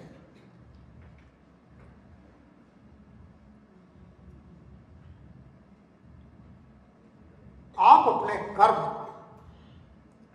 ऑर्गेनाइजेशन के गोल्स के साथ अलाइन करो, उसकी लाइन में लाओ। ये आपको भी करना है, ये अपने एम्प्लॉयज को भी इस तरह से मोल्ड करना है कि वो जो भी करें वो ऑर्गेनाइजेशन के गोल्स के लिए काम करें। मैनेजमेंट का काम बेसिक यही है, और यदि ये काम आपने करा लिया, you are getting maximum efficiency out of your employees, तो फिर बाकी प्रॉब्लम ज़्यादा बचती नहीं है। तीसरी चीज़, इमोशनल क्लैरिटी। बुद्धि परमात्मा की दी हुई अनुपम भेंट है हम लोगों के लिए, और किसी प्राणी में इतनी बुद्धि नहीं है। आदमी को देने में तो भगवान ने मतलब सारी सीमाएं पार कर दी, और ये बुद्धि ये आदमी का ऊर्ध्वगमन भी कराती है और उसका पतन भी कराती है, क्योंकि इस बुद्धि के कारण दिमाग में विचार तरह तरह के आते रहते हैं। एक विचार आया, फिर दूसरा आया, फिर तीसरा आया, फिर चौथा आया, फिर पांचवा आया। एक पे आप सोचते हैं, इतनी देर में कोई दूसरा विचार आ गया। अब ऐसा क्यों होता है? मैं भी स्टूडेंट रहा हूं, फोकस करने में प्रॉब्लम होती थी। मैंने समझने की कोशिश की कि ऐसा होता क्यों है, साइंटिफिकली क्या कारण है कि सारा दिन दिमाग इधर उधर दौड़ता रहता है। सभी मेडिटेशन कर रहे हैं, दिमाग को एक जगह पे लाओ, दिमाग को कंट्रोल में करो, ये करो वो करो। ऐसा होता क्यों है? एज ए स्टूडेंट जब आप पढ़ रहे होते हैं, या एज ए टॉप मैनेजमेंट जब आप पढ़ रहे होते हैं रिपोर्ट या कोई भी चीज, आपकी रीडिंग स्पीड होती है 200 से 300 वर्ड पर मिनट, 200 to 300 वर्ड्स पर मिनट। ये आपकी रीडिंग कैपेसिटी है और आप पढ़ रहे हैं, लेकिन आपका दिमाग बहुत तेज चलता है। वो 1500 से 1800 विचार एक मिनट में सोच सकता है। इसका मतलब क्या हुआ कि कैपेसिटी दिमाग की इतनी है और उसमें रीडिंग इतनी जा रही है, तो बाकी खाली स्पेस को भरने के लिए दिमाग लगातार तरह तरह के विचारों में जाता है। अब पढ़ने के लिए यहाँ बैठे, दिमाग चला गया कहीं मार्केट में चला गया, कहीं कहीं कहीं किसी और पॉलिटिक्स में चला गया, कहीं किसी फिल्म एक्ट्रेस पे चला गया, किसी और चीज पे चला गया, कोई गाना दिमाग में आ गया, किसी दुश्मन की बात दिमाग में आ गई, किसी दोस्त से मिलना है वो चीज दिमाग में आ गई, कोई सेलिब्रेशन याद आ गया, यानी फोकस नहीं हो पाता है। श्री कृष्ण ये कहते हैं, योग के द्वारा आप विचारों को खत्म नहीं कर सकते, लेकिन आप उनको एक डायरेक्शन में अलाइन जरूर कर सकते हो, यानी वो आपके कंट्रोल में रहें। और ये मैंने एज ए स्टूडेंट भी देखा है। एज ए स्टूडेंट मैं 1982-84 में जब MBA करता तब ऐसा नहीं होता था, तब स्ट्रगल अलग तरह की थी। अभी कुछ दिन पहले जब मैं LLB कर रहा था 4-5 साल पहले, तब मैंने देखा कि सारा दिन मेरे दिमाग में तरह तरह के विचार आते हैं। जब मैं फोकस कर रहा हूं होता क्यों नहीं? तो ये साइंटिफिकली ये मैंने देखा कि ये प्रॉब्लम है, और ये मैथमेटिकल प्रॉब्लम है। आप पढ़ रहे हैं 200-400 वर्ड और आपके दिमाग में कैपेसिटी और 1000 की ज्यादा है, तो वो तो लाएगा, वो तो कुछ ना कुछ तो आएगा, वैक्यूम तो रहता नहीं है। अब जीवन में क्या होता है, मैं स्टूडेंट पे अकेले पे फोकस नहीं करूंगा। जीवन में क्या होता है कि विचार हमारी मनोवृत्तियों से निकलते हैं। भगवान कृष्ण योगी हैं, महायोगी हैं, परम योगी हैं, और अर्जुन को उन्होंने सांख्य योग की भी शिक्षा दी। इसके अलावा भी ज्ञान और योग दोनों की बातें गीता जी में की हैं। योग की जो परिभाषा है वो सिंपली परिभाषा, सिंपलेस्ट ये है, और उससे आगे परिभाषा करने की जरूरत। योग चित्त वृत्ति निरोधा, दिमाग में आने वाले वृत्तियों को कंट्रोल करने का नाम योग है। और वृत्तियां क्या हैं? बहुत छोटा मैं कहूं और आप लोग इमीडिएटली समझ जाएंगे। काम, क्रोध, मद, मोह, लोभ, ये 5 वृत्तियां हैं। इनके तरह तरह के डेरिवेटिव्स हैं, मिक्सचर और कंपाउंड्स। आप लोग केमिकल्स के लोग हैं, आप लोग समझ सकते हैं कि डेरिवेटिव्स बहुत बन जाते हैं किसी चीज के, लेकिन मूल वृत्तियां ये 5 हैं, और ये 5 हमें परेशान करती हैं। इनके बिना काम चल भी नहीं सकता। यदि काम चलता तो शायद नेचर आदमी में ये वृत्तियां डालती ही नहीं। यदि बच्चा पैदा हो और उसको भूख ना लगे तो वो मर जाएगा। भूख इसलिए दी। काम यदि सेक्स के पॉइंट ऑफ यदि वो ना हो तो विश्व आगे बढ़ ही नहीं सकता, फिर तो संतति ही नहीं होगी। क्रोध तो फिर गलत चीजों को, अनिष्ट तत्वों का नाश कैसे करेगा? ये चीजें तो सब जरूरी है। यदि लोभ ना हो तो कोई बड़ी चीज फिर तो बन ही नहीं सकती। फिर तो जंगलों में रह के आराम से फल फूल कंद मूल खा के गुजारा हो सकता था। ये चीजें हैं तो जरूरी हैं, इसीलिए प्रकृति ने दी है, इसीलिए हमारे अंदर ये मनोवृत्तियां हैं। लेकिन प्रॉब्लम ये है कि जब तक ये हमारे कंट्रोल में है तब तक तो है, एक लिमिट तक। अब इसका रूपक बड़ा शानदार है। कहीं भी आपने गीता का नाम सुना होगा तो भगवान कृष्ण सारथी के रूप में बैठे हुए हैं, यानी वो तो ड्राइविंग सीट पे है, वो तो ड्राइवर के रोल में है। और अर्जुन जो एक सामान्य योद्धा है वो पीछे सेठ बन के बैठा हुआ है। बड़ा विचित्र लगता है ये, ऐसा क्यों है?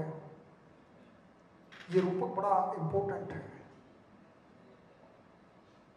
जब युद्ध होना नक्की हो गया था महाभारत का और श्री कृष्ण रहते थे द्वारका में, तो दुर्योधन और अर्जुन दोनों को लगा कि अब युद्ध होना है और वो भाई के पास बड़ी सेना है और बड़ा अच्छा आदमी है, तो वो किसको सपोर्ट करेगा? सब अपनी अपनी सपोर्ट में राजाओं को ले रहे थे।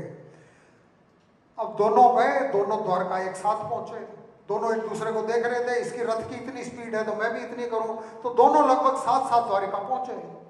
जब पहुंचे तो श्री कृष्ण सोए हुए थे। आप लोगों को पता ही होगा, जब सोए हुए थे तो क्योंकि अर्जुन बड़ा रिस्पेक्टफुल था, बहुत रिस्पेक्ट करता था, तो वो उनके पैर की तरफ जाके बैठ गया, पायते की तरफ जाके उनके शैया पे बैठ गया। और दुर्योधन जो था वो थोड़ा अकड़ू था, अहंकार उसमें ज्यादा था, वो सिरहाने की तरफ जाके बैठ गया। अब दोनों वेट कर रहे थे, जैसे ही कृष्ण उठे तो उनसे कहा जाए साहब हमें सपोर्ट करो, वी नीड योर सपोर्ट। अब आंख खुलती है, आदमी तो पहले सामने देखता है, सामने अर्जुन दिखे कि अर्जुन कैसे आए? उसने कहा जी सपोर्ट मांगने आया हूं, आपकी मदद चाहिए, युद्ध तो अब सन्नद्ध है, अवश्यम भावी है। दुर्योधन ने कहा कि भाई साहब ये अकेले नहीं है, मैं भी हूं और इनसे पहले आया था। श्री कृष्ण ने कहा कि भाई मेरी दृष्टि तो पे इसको मैं प्रॉमिस कर चुका हूं, तो पहले तो ये मांगेगा। अब एक काम करें, तुम दोनों मेरे सगे हो, दोनों मेरे कजिन्स हो, परिवार के लोग हैं, तेरे को भी निराश नहीं करूंगा, इसको भी नहीं करूंगा। एक काम करते हैं, मैं हूं, मैं हथियार नहीं उठाऊंगा, निशस्त्र रहूंगा। ज्यादा से ज्यादा मेरे अंदर जो स्किल है कि मैं रथ अच्छा चलाता हूं, रथ चला सकता हूं। और मेरी चतुरंगिणी सेना है, नारायणी सेना है, बड़ी सेना है यादवों की, यादव कुल की, एक तरफ वो है। तो एक काम करो कि एक तो मुझे ले लो जिसको लेना हो, और जिसको सेना चाहिए हो मेरी सेना ले लो। अब दुर्योधन ने सोचा कि ना हथियार उठाएंगे और कुछ नहीं करेंगे, और अकेले हैं, इनके बजाय इतनी विराट सेना है, मैं सेना ले लेता हूँ। उसने सेना में ले लेता हूँ। अर्जुन ने कहा कि साहब मुझे पहली चॉइस आपने दी है तो मैं तो आपको ले रहा हूँ। तो दुर्योधन सेना ले गया और ये उसमें ले गए। इसलिए रथ पे श्री कृष्ण सारथी के रूप में बैठे हुए आपको दिखते थे, मुझे भी दिखते हैं, और अर्जुन पीछे बैठे हैं, पूछे बैठे हैं। जब युद्ध तैयार था तो सुबह सुबह अर्जुन ने कहा कि श्री कृष्ण रथ को जरा ऐसी जगह ले जाओ जहां मैं दोनों सेनाओं को देख लूं ठीक से। अब सारथी के तौर पे कृष्ण ने कहा कि भाई ठीक है, युद्ध लड़ना है तो पहले कॉम्पिटिटर શું કરે છે उसका एक एस्टिमेशन तो चाहिए ना। बिजनेस में भी यही होता है कि आप ये देखते हैं कंपटीटर क्या कर रहे हैं, देखें उनकी अलाइनमेंट क्या है, उनकी स्ट्रेटजी क्या है, कैसे खड़े हैं। तो उन्होंने ले जाके रथ बीचों बीच ले जाके खड़ा कर दिया। शंख नहीं बजा था तब तक, दुंदुभी नाद नहीं हुआ था युद्ध लड़ाई शुरू होने का। अर्जुन देखता है ध्यान से और श्री कृष्ण उसको देख रहे हैं। जैसा मैंने पहले बताया उसकी टांग उधूरने लगी, अब इनको मारना है, किसको मारूंगा, और यदि इन्हीं को मारूंगा तो फिर राजपाट लेके करूंगा क्या, जीऊंगा कैसे इनको मारने के बाद, कैसे मैं भोगूंगा इसको, यानी उसको भोगना भी है, इनको नहीं मारना है, लड़ाई भी करनी है, सबों से लड़ाई नहीं करनी है। इस तरह की कन्फ्लिक्टिंग आइडियाज उसके दिमाग में जब आए, लेकिन उस वक्त श्री कृष्ण, उनको पहले ही पता था दुर्योधन तो मेरी सेना लेगा, और उनको ये भी पता था कि पांडवों के पास ताकत की और सेना की कमी नहीं है। इन लोगों को आज तक मैंने देखा है, इनको सही एडवाइस की, सही एडवाइजर की जरूरत है। He went there in their support as an adviser. जिस वक्त ये झगड़े शुरू हुए, आपको याद होगा कि कौरवों की सभा में जब इंद्रप्रस्थ में सेटल हो गए थे पांडव, तो दुर्योधन ने बुलाया, और किसके कहने से बुलाया, शकुनी के कहने से। शकुने कौन थे, गांधारी के भाई थे, जो शादी में उनके साथ आए थे और बहन की ससुराल में उस राज में रहते थे। चालाक आदमी था। आपने सीरियल वगैरह में, मैंने सीरियल एक भी एपिसोड नहीं देखा, लेकिन मैंने सुना है कि बड़े जहरीले तरीके से उसका चित्रण हुआ था, आदमी जहरीला था। उसने इनको बहकाया, यार आके गैम्बलिंग वैम्बलिंग करिए, जुआ रमिए, फिर मैं बाकी मैं संभाल लूंगा, तुम चिंता मत करो। श्री कृष्ण ये कहते हैं कि यदि मैं वहां होता तो मैं जुगाड़ नहीं चलने देता। मिस्टेक ये, मुझे पता ही नहीं लगा, तुम लोग चले गए, और मैंने सोचा कि दोनों पक्ष यदि मिल रहे हैं और पार्टी वार्टी कर रहे हैं, गेट टुगेदर कर रहे हैं, तो करने देता हूं। मुझे ये नहीं पता था वहां ये कांड हो जाएगा। वो तो तब पहुंचे जब द्रौपदी का चीरहरण हो रहा था, उसको बचाने, उसकी लाश बचाने के लिए वो पहुंचे। कहने का मतलब ये है कि अर्जुन योद्धा के रूप में बैठे हैं और उनके घोड़ों की लगाम श्री कृष्ण के हाथ में, यानी भगवान तो ड्राइवर के रोल में है और योद्धा के रोल में सामान्य अर्जुन है, जो आपके और हमारी तरह से है, जिसके दिमाग में सारे विचार और विचारों का बवंडर चल रहा है, जिसके दिमाग में कोई चीज क्लियर नहीं है, जो स्टेट ऑफ इंडिसीजन में है, अनिर्णायक परिस्थिति में है। और इन सब के कारण भगवान कृष्ण उसको गीता का उपदेश के उसके दिमाग की सारी नसें ठीक करते हैं, उसको समझाते हैं, उसका कर्तव्य समझाते हैं और उसके अहंकार को छछेड़ते हैं।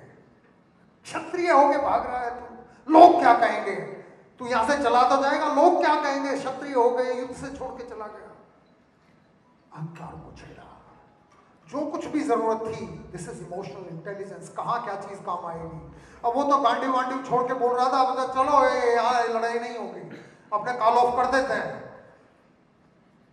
लेकिन उसको सही पॉइंट पे हिट कर करके उन्होंने समझाया कि ये नहीं होगा, आसानी से नहीं होगा, तू क्या सोच रहा है। गीता का उपदेश मैं रिपीट नहीं करूं, आप सभी लोगों ने पढ़ा है। ब्यूटी ये है, पांडव इसलिए जीते कि उनके घोड़ों की लगाम श्री कृष्ण के हाथ में थी। सही जगह पे एडवाइजर के तौर पे, टॉप मैनेजमेंट को गाइड करने के लिए कंसल्टेंट उनके सही थे। और हम लोगों की गीता उल्टी है, इसीलिए द मैनेजमेंट गुरु कृष्ण की बात आज हम कर रहे हैं। हमारी गीता उल्टी क्यों है? घोड़े क्या हैं? हम तो रथ पे बैठे हैं। घोड़े क्या हैं? काम, क्रोध, मद, मोह, लोभ। और वो जब उनकी लगाम परम चेतना यानी कृष्ण के हाथ में नहीं होती, जब हमारा विवेक सो जाता है और हम इन घोड़ों के कंट्रोल में आ जाते हैं, लगाम अर्जुन के हाथ में आती है, हम अपने निर्णय अपनी मनोवृत्तियों के हिसाब से करना शुरू कर देते हैं। अपनी कमजोरियां कंट्रोल करने के बजाय उनको लीड करने देते हैं, तो फिर उस रथ का क्या होगा? खाड़े में, खाचरे में एक्सीडेंट करेगा, मारेगा, पटकेगा, आपकी गाड़ी ठीक नहीं चल सकती। और यही कारण है कि हमारी गाड़ी ठीक नहीं चलती है ज़्यादातर सिचुएशंस में, चाहे ऑफिस में, चाहे घर में, कहीं भी। लगातार there is a degree of dissatisfaction in our heart कि मैं जो कर सकता था वो तो हुआ ही नहीं, मेरा पोटेंशियल तो मैंने रियलाइज किया ही नहीं। उसका कारण ये है कि हमारी गीता उल्टी है। गीता को सीधा करने का मतलब है परम चेतना। श्री कृष्ण आज भी यहाँ है। उन्होंने कहा था संभवामि युगे युगे यदा यदा ही धर्मस्य ग्लानिर्भवति भारत। वो ये नहीं कहते थे मैं जन्म लेके बाद में मुरली बजाता और एक मोरपंख लगा के आऊंगा। उनका कहना ये है कि मेरा संदेश यहाँ है। जब भी आप लोग जागते हुए उसको पढ़ेंगे तो मेरे के अंदर के उस संदेश को आप जब भी समझेंगे तो मैं आपके सामने हूँगा। जब भी आप स्टेट ऑफ इंडिसीजन में हैं, जब भी आप कंफ्यूज हैं, जब भी आप अनिर्णायक परिस्थिति में हैं, जब भी आप फंसे हुए हैं, जब भी आपको डर लग रहा है, जब भी आप चिंताग्रस्त हैं, ऐसे में आप उनको याद कीजिए, परम चेतना को याद कीजिए, गीता को सीधी कीजिए। जैसे गीता सीधी होगी तो आपको लगेगा कि परमात्मा की ताकत पूरी मेरे अंदर है, मेरा दिमाग भी क्लियर है, मैं सही डिसीजन ले सकता हूं। ये गीता को सीधी करने का काम मैनेजमेंट के लिए बहुत जरूरी है। मैनेजमेंट की डे टू डे जो हम प्रॉब्लम्स फेस करते हैं, उन प्रॉब्लम्स में कुछ एक बिंदु और मैं आप लोगों के ध्यान पर रखूंगा। Time management, talent management. जब जिस आदमी की जहां जरूरत हो, जिस मैनेजर को यह पता है कि इस परिस्थिति में यह आदमी सही काम कर सकता है, उसी को काम देना चाहिए।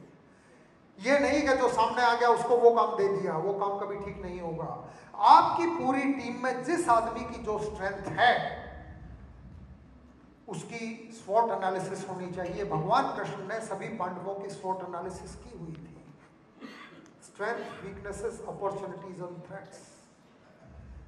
अगली चीज टाइम मैनेजमेंट में है एबीसी एनालिसिस। आप में से जिन्होंने मैनेजमेंट किया हुआ है, ABC analysis is a beautiful concept. और मैं पूरी गीता में देखता हूं कि भगवान इसके अनुसार बड़े धर्म के सामने छोटे धर्म को आपको छोड़ देना होता है। करुणा बड़ी अच्छी चीज है, लेकिन यदि आपका कर्म आपको कहता है युद्ध लड़ो, तो करुणा को भूल जाना होता है। बड़े काम के सामने छोटे काम को कभी कभी साइडलाइन करना होता है। आप जब काम करते हैं या मैं जब काम करता हूं, आप ये देखिए पूरे दिन में आप जितने भी काम करते हैं उनमें से कुछ काम ऐसे होते हैं जो बहुत इंपॉर्टेंट हैं लेकिन कम होते हैं। उनकी संख्या कम होती है लेकिन उनकी इंपॉर्टेंस बहुत होती है, वो क्रिटिकल होते हैं। वो 2 या 3 काम होंगे पूरे दिन में, कभी कभी एक ही होगा। दूसरे हैं बी कैटेगरी, जो संख्या में थोड़े ज्यादा हैं लेकिन वैल्यू में भी थोड़े से ज्यादा है, ऊपर वालों से कम है। और तीसरा सी category.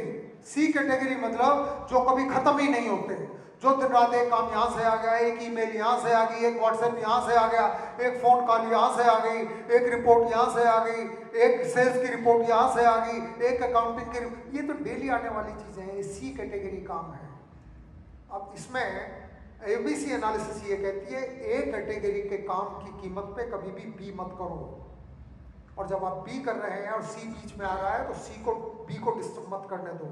A B C analysis भगवान कृष्ण के इस पूरे प्रकरण में, उनकी जीवन गाथा में, उनके गीता के संदेश में ये चीज एब्सोल्युटली क्लियर होती है कि बड़े धर्म के सामने छोटे धर्म को ड्यूटी, धर्म मतलब ड्यूटी, बड़ी जो इंपॉर्टेंट ड्यूटी है उसके सामने छोटी ड्यूटी को रेलीगेट किया जाता है और उससे छोटी ड्यूटी को और रेलीगेट किया जाता है। यदि युद्ध लड़ना है तो फिर प्रेम, करुणा, अहिंसा इनको दरकिनार करना पड़ेगा। यदि बड़ा धर्म ये है, शास्त्रों के अनुसार यदि आपका कर्म है, यदि ऑर्गेनाइजेशनल गोल्स के पॉइंट ऑफ व्यू से आपको कोई काम करना है और वो सबसे इंपॉर्टेंट है, क्रिटिकल टास्क है, तो उसको आप बाकी चीजों के कारण उसको मत, उसकी क्वालिटी मत अफेक्ट होने दीजिए। This is what Krishna teaches us in management. जो सबसे इंपॉर्टेंट काम है, जो ऑर्गेनाइजेशनल गोल्स तक हमें ले जाने वाले काम है, जो स्ट्रेटेजिक इंपॉर्टेंस के काम हैं, उनको आप रूटीन कामों के कारण आप डिस्टर्ब मत होने दो। दूसरी चीज, जो एक और चीज पश्चिम ने भी पकड़ा लेकिन भगवान कृष्ण ने तो कभी से पकड़ लिया था उन चीजों को।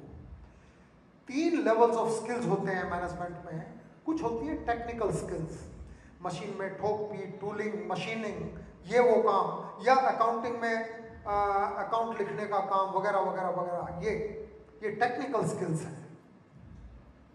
दूसरी होती है ह्यूमन स्किल्स। ह्यूमन स्किल्स, आदमियों को कैसे हैंडल किया जाए, आदमियों को मोटिवेट कैसे किया जाए, आदमी यदि डिस्करेज्ड हैं तो उनको रास्ता कैसे दिखाया जाए, उनकी प्रॉब्लम्स को कैसे वर्कआउट किया जाए, यदि उनके आपसी कन्फ्लिक्ट हैं तो उसको कैसे सॉर्ट आउट किया जाए। These are human skills. और सबसे ऊपर है कंसेप्चुअल स्किल्स। कंसेप्चुअल स्किल्स मतलब जो टॉप मैनेजमेंट के लिए जरूरी होती है। टॉप मैनेजमेंट को हमेशा कंसेप्चुअल चीजों को सबसे ज्यादा इंपॉर्टेंस देनी चाहिए। टॉप मैनेजमेंट के लिए यदि आपको आदमी चाहिए तो ये मत देखिए इसको अकाउंट लिखना आता है नहीं आता है, ये लेथ मशीन पे काम कर सकता है नहीं कर सकता है, ये जेट मशीन चला सकता है नहीं चला सकता है। This is not what he is being hired for. उसकी कंसेप्चुअल अंडरस्टैंडिंग क्या है, उसकी मैनेजमेंट अंडरस्टैंडिंग क्या है, उसकी ग्लोबल पर्सपेक्टिव क्या है, वो टॉप मैनेजमेंट के कामों को कितने अच्छे से प्रायोरिटाइज कर सकता है, वो सब लोगों को किस तरह से लीड कर सकता है, ये कंसेप्चुअल स्किल्स है। भगवान कृष्ण ने इन चीजों में कभी कंफ्यूजन नहीं दिया और पांडवों को इस चीज में कंफ्यूजन ना करें, इस चीज के लिए वो हमेशा उनको समझाते रहे। तो ये चीज भी हमें उनसे समझ लेने की जरूरत है।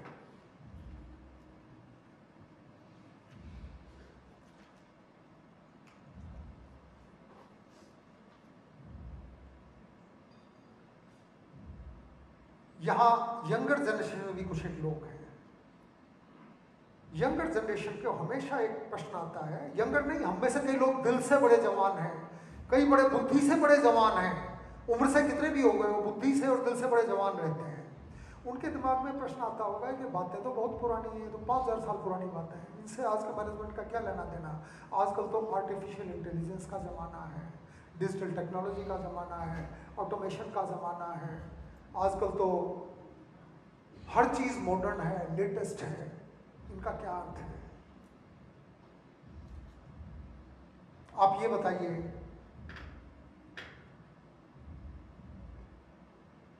ग्रेविटेशन अभी आज के जमाने में शुरू हुआ है क्या? नेचर के लॉज तो पहले भी थे। गुरुत्वाकर्षण प्रकृति में हमेशा रहा है। नंबर 2, जीनोम डीएनए हमेशा रहा है।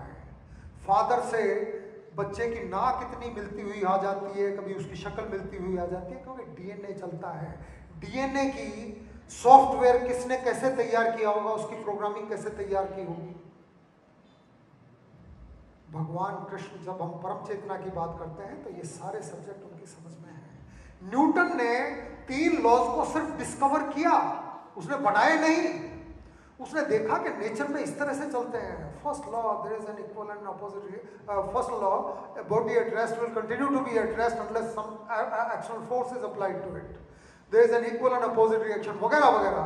न्यूटन के लॉज हैं, पास्कल्स लॉ है, मैथमेटिक्स की थ्योरीज हैं, नंबर्स हमेशा थे, वो हमेशा थे, हम उनको डिस्कवर कर रहे हैं।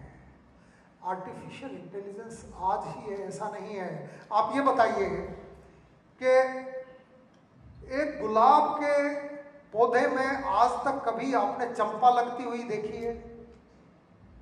उसको सारी उम्र गुलाब के बीज को आप चंपा के बीज के साथ रख दीजिए, दोनों को बो दीजिए, चंपा में चंपा उगेगा, गुलाब में गुलाब उगेगा। आम के पेड़ पे आपने कभी जमरुख लगते हुए नहीं देखा होगा, केले के पेड़ पे कभी नारियल नहीं लगा होगा, दोनों पाम टाइप हैं, लेकिन ऐसी मिस्टेक कभी होती नहीं। इसका मतलब ये आर्टिफिशियल इंटेलिजेंस, ये प्रोग्रामिंग, ये सारी चीज थी। आदमी तो अभी इनको अपने तरीके से, फिजिकल तरीके से समझने की कोशिश कर रहा है। ये सारी चीजें जो मैनेजमेंट में मैं बता रहा हूँ वो फिजिकल वर्ल्ड में भी इसी तरह से हैं, और ये पहले भी थी, आज भी हैं। और जैसा मैंने बताया कि सांख्य में जितना खूबसूरत वर्णन इन चीज़ों का किया है भगवान कृष्ण ने गीता में, मैनेजमेंट के लिए उससे बड़ा सीखने का और कोई। आप ये बताइए कि वो ये बोलते हैं कि कर्म 3 प्रकार के होते हैं। कर्म जो फल की इच्छा से किए जाते हैं, कर्म। विकर्म जो हम गुस्से, लोभ, लालच या किसी गलत वृत्ति के कारण जो काम कर रहे होते हैं ज्यादातर दिन, वो विकर्म। और तीसरा अकर्म। अकर्म मतलब वो काम जिसमें आप गायब ही हो जाते हैं, आपको पता ही नहीं लगता, अरे शाम हो गई, 6 बज गए। आप क्रिकेट का मैच देख रहे हैं, वो देखते देखते टाइम का पता ही नहीं लगता। ऐसे काम जिसमें आप सिर्फ साक्षी होते हैं, आप कर्ता भाव से निकल जाते हैं, उसमें ना कभी थकान लगेगी, उसमें टॉप क्लास क्वालिटी आएगी। क्वालिटी मैनेजमेंट के लिए अकर्म से बढ़िया प्रिंसिपल मैंने दुनिया की किसी मैनेजमेंट बुक में नहीं देखा कि आप अपने आप को पूरी तरह से फोकस करके इस कदर उस काम में डुबो दो कि आप उसमें करता ना रहे, आपको ये अहंकार भी ना रहे कि ये काम मैंने किया। फिर आपके अंदर की जो परम चेतना है वो आपकी जगह आ जाती है, वो डिलीवर करना शुरू करती है, वो डिजाइनिंग करती है, वो काम करती है, वो आउटपुट वो देती है, और वो काम हमेशा टॉप क्वालिटी होता है। तो इस तरह के कॉन्सेप्ट जो आते हैं, मैंने किसी वेस्टर्न मैनेजमेंट की किताब में ये नहीं देखे, और मैं फुल्ली अंडरस्टैंड करता हूँ कि I see them happening every day all around me. कभी हम कर्म में होते हैं कि ये करूँगा तो मार्क्स आ जाएंगे तो यहाँ एडमिशन हो जाएगा, ये करूँगा तो मेरा टर्नओवर इतना बढ़ जाएगा तो उसके बाद फिर मैं ये खरीद लूँगा। ये फल की इच्छा के कारण जो किया जाता है कर्म, जो मनोवृत्तियों के जाल में फंस के जो हम पूरा दिन करते हैं और छुपाते रहते हैं या समझ नहीं पाते खुद ये क्यों कर रहा हूं मैं, वो सारे विकर्म। और तीसरा अकर्म। अकर्म को निष्काम कर्म भी कहा जाता है, जिसमें वासना नहीं होती। उसके बाद वो भगवान की पूजा होता है, भगवान की प्रार्थना हो जाता है वो काम, और उसकी क्वालिटी ऐसी आती है कि उसमें फिर वर्ल्ड क्लास क्वालिटी क्या, फिर वो उच्चतम गुणवत्ता की चीज बन के सामने आती है। आदमी जब लोभ में फंसा होता है, काम क्रोध मद मोह लोभ वगैरह, तो लोभ में फंसे आदमी का बड़ा बुरा हाल होता है। और हम सब लोग बहुत बार लोभ में फंस जाते हैं, और लोभ में फंसने के बाद क्या हाल होता है। मुझे एक वार्ता बड़ी पसंद है इस चीज़ की, कहानी, वो मैं आपसे शेयर करूंगा कि एक आदमी है, कंजूस है, लोभी आदमी, उसको कुछ नहीं दिखाई देता, वो अंधा होता है, उसका दिमाग कुछ नहीं सोचता, उसको एक ही चीज दिखा देता है जिस चीज पे उसका लोभ अटक गया है। एक आदमी ट्रेन में जा रहा है, ट्रेन में जब वो जा रहा था तो सामने की बर्थ पे एक लड़का बैठा है। वो लड़का काफी देर से जैसे ही बातचीत होती है, लड़का कुछ देर बाद पूछता है अंकल क्या टाइम हो गया, तो वो आदमी शर्ट के अपने स्लीव में अपनी घड़ी छुपा लेता है, बोलता कुछ नहीं, कंजूस था। वो लड़का फिर थोड़ी देर बाद पूछता है कि अंकल क्या टाइम हो गया, वो फिर भी जवाब नहीं देता, मुंह दूसरी तरफ कर लेता है। कुछ देर बाद वो लड़का ऐसे टच कर बोलता, अंकल मैंने टाइम पूछा था, आपने टाइम ही नहीं बताया। बोला कि हाँ नहीं बताया, तूने टाइम पूछा, मैं तेरे को टाइम बता दूंगा।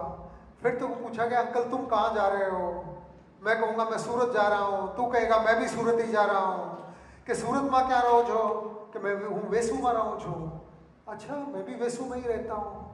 फिर तू कभी कभी आएगा, मेरे घर पे मेरी जवान लड़की है, उस लड़की से फिर तेरी बातचीत होनी शुरू होगी, फिर तुम लोग कभी मिलने जुलने जाओगे, चाय पानी पीने के लिए जाओगे, फिल्म देखने के लिए जाओगे, और उसके बाद एक दिन आके कहेगा कि अंकल मेरे को आपकी बेटी की शादी करनी है। जिस लड़के के पास घड़ी खरीदने के लिए पैसा नहीं है, उससे मैं अपनी बेटी की शादी नहीं करूंगा।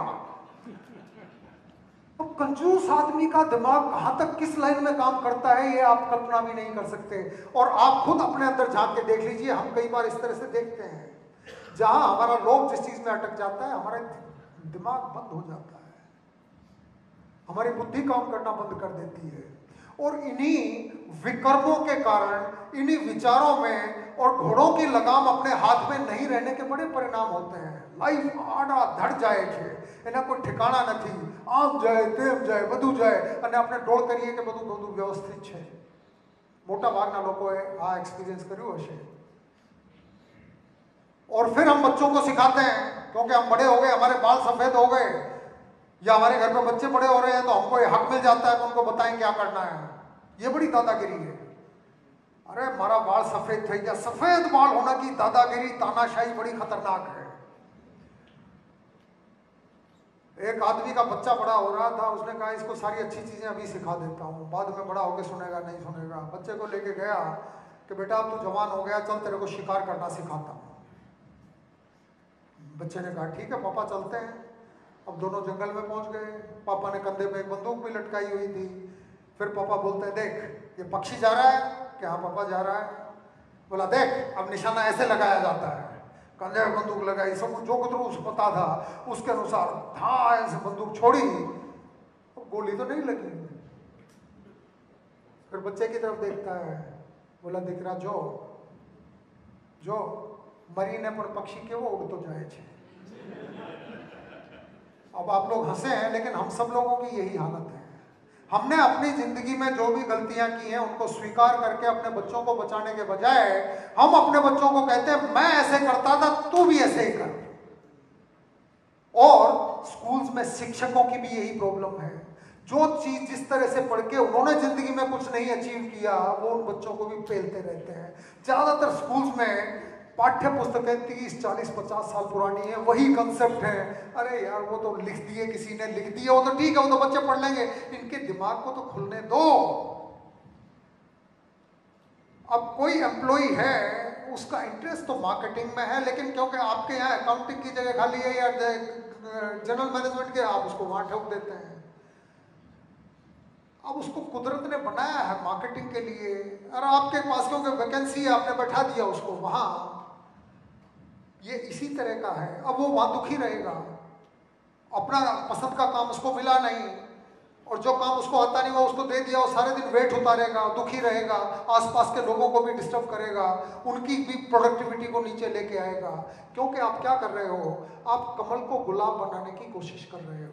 मैन मैनेजमेंट का बेसिक प्रिंसिपल फिर से मैं बताऊं कि जिस आदमी के अंदर आपको जो सोना दिखाई देता है उसको पहचान के उससे वही काम कराइए। आप कुछ भी करेंगे, गुलाब कमल नहीं बन सकता और कमल गुलाब नहीं बन सकता। लेकिन हमारे समाज में मुरझाए हुए गुलाब और मुरझाए हुए कमल बहुत मिलते हैं, क्योंकि कमल को गुलाब बनाने की कोशिश कर देते हैं और गुलाब को कमल बनाने की कोशिश। हर घर में बच्चों के साथ ये होता है। तेरे बड़े बड़े भाई के तो इतने मार्क्स आते थे इस सब्जेक्ट में, तेरे इतने आते हैं, तेरे इतने मार्क्स आए हैं, चल तू साइंस में चला जा, तू कॉमर्स। अरे यार देख तो लो उसके अंदर परमात्मा ने डाला क्या है। भगवान कृष्ण का कमाल ये था कि जिससे जो काम वो समझ लेते थे, बड़ा कमाल की समझ थी उनमें। जब उन्होंने देखा महाभारत के युद्ध में अब भीष्म पितामह है, अब भीष्म पितामह है, महान योद्धा है, बड़े एक्सपीरियंस्ड हैं और वो सेनापति हैं कौरव सेना के। अब पांडव अपनी पूरी ताकत लगा चुके, अर्जुन पूरी ताकत लगाए हुए, कुछ गति नहीं हो रही थी, कोई तोड़ नहीं हो रहा था, अटका हुआ था युद्ध। और भीष्म पितामह तो उनकी उम्र उस वक्त मैंने गिनी, हिसाब किताब लगाया गिनी, उनकी उम्र 100 साल से ऊपर की होगी, उस वक्त 130-40 साल की होगी, अब पता नहीं कैसे था, लेकिन बच्चों की उम्र के हिसाब से लगा के उनकी शादी हुई, उनके बच्चे हुए होंगे। कुल मिला के ये है कि जब निकाल नहीं हो रहा था तो भगवान कृष्ण ने, जब पांडव रात को बैठ के सभा कर रहे थे, टॉप मैनेजमेंट की मीटिंग चल रही थी कि it's a critical situation, Bhishma Pitamah का तो तोड़ हमसे हो ही नहीं रहा, अब क्या करेंगे। तो भगवान कृष्ण फिर कहे कि भाई अब तुम लोग सब ट्राई कर चुके हो तो मैं कुछ कहूँ। तो उन्होंने कहा कि हाँ आपसे तो हम पूछना ही भूल गए कि मैं यही सोच रहा था, पूछोगे तो मैं बता दूँ। उन्होंने कहा भीष्म पितामह ने एक बार प्रतिज्ञा की थी कि मैं स्त्री के अगेंस्ट हथियार नहीं उठाऊंगा, और तुम्हारी फौज में एक शिखंडी नाम का योद्धा है, जब वो पैदा हुआ था तो वो स्त्री था, बाद में उसका सेक्स चेंज। अब ये चीजें ऐसा नहीं है कि आज ही होती है, पहले भी होती थी।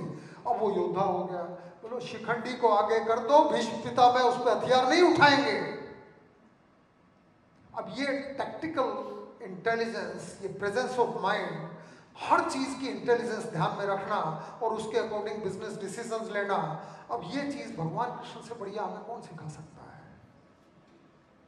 इंटेलिजेंस, कॉर्पोरेट इंटेलिजेंस क्रिटिकल है।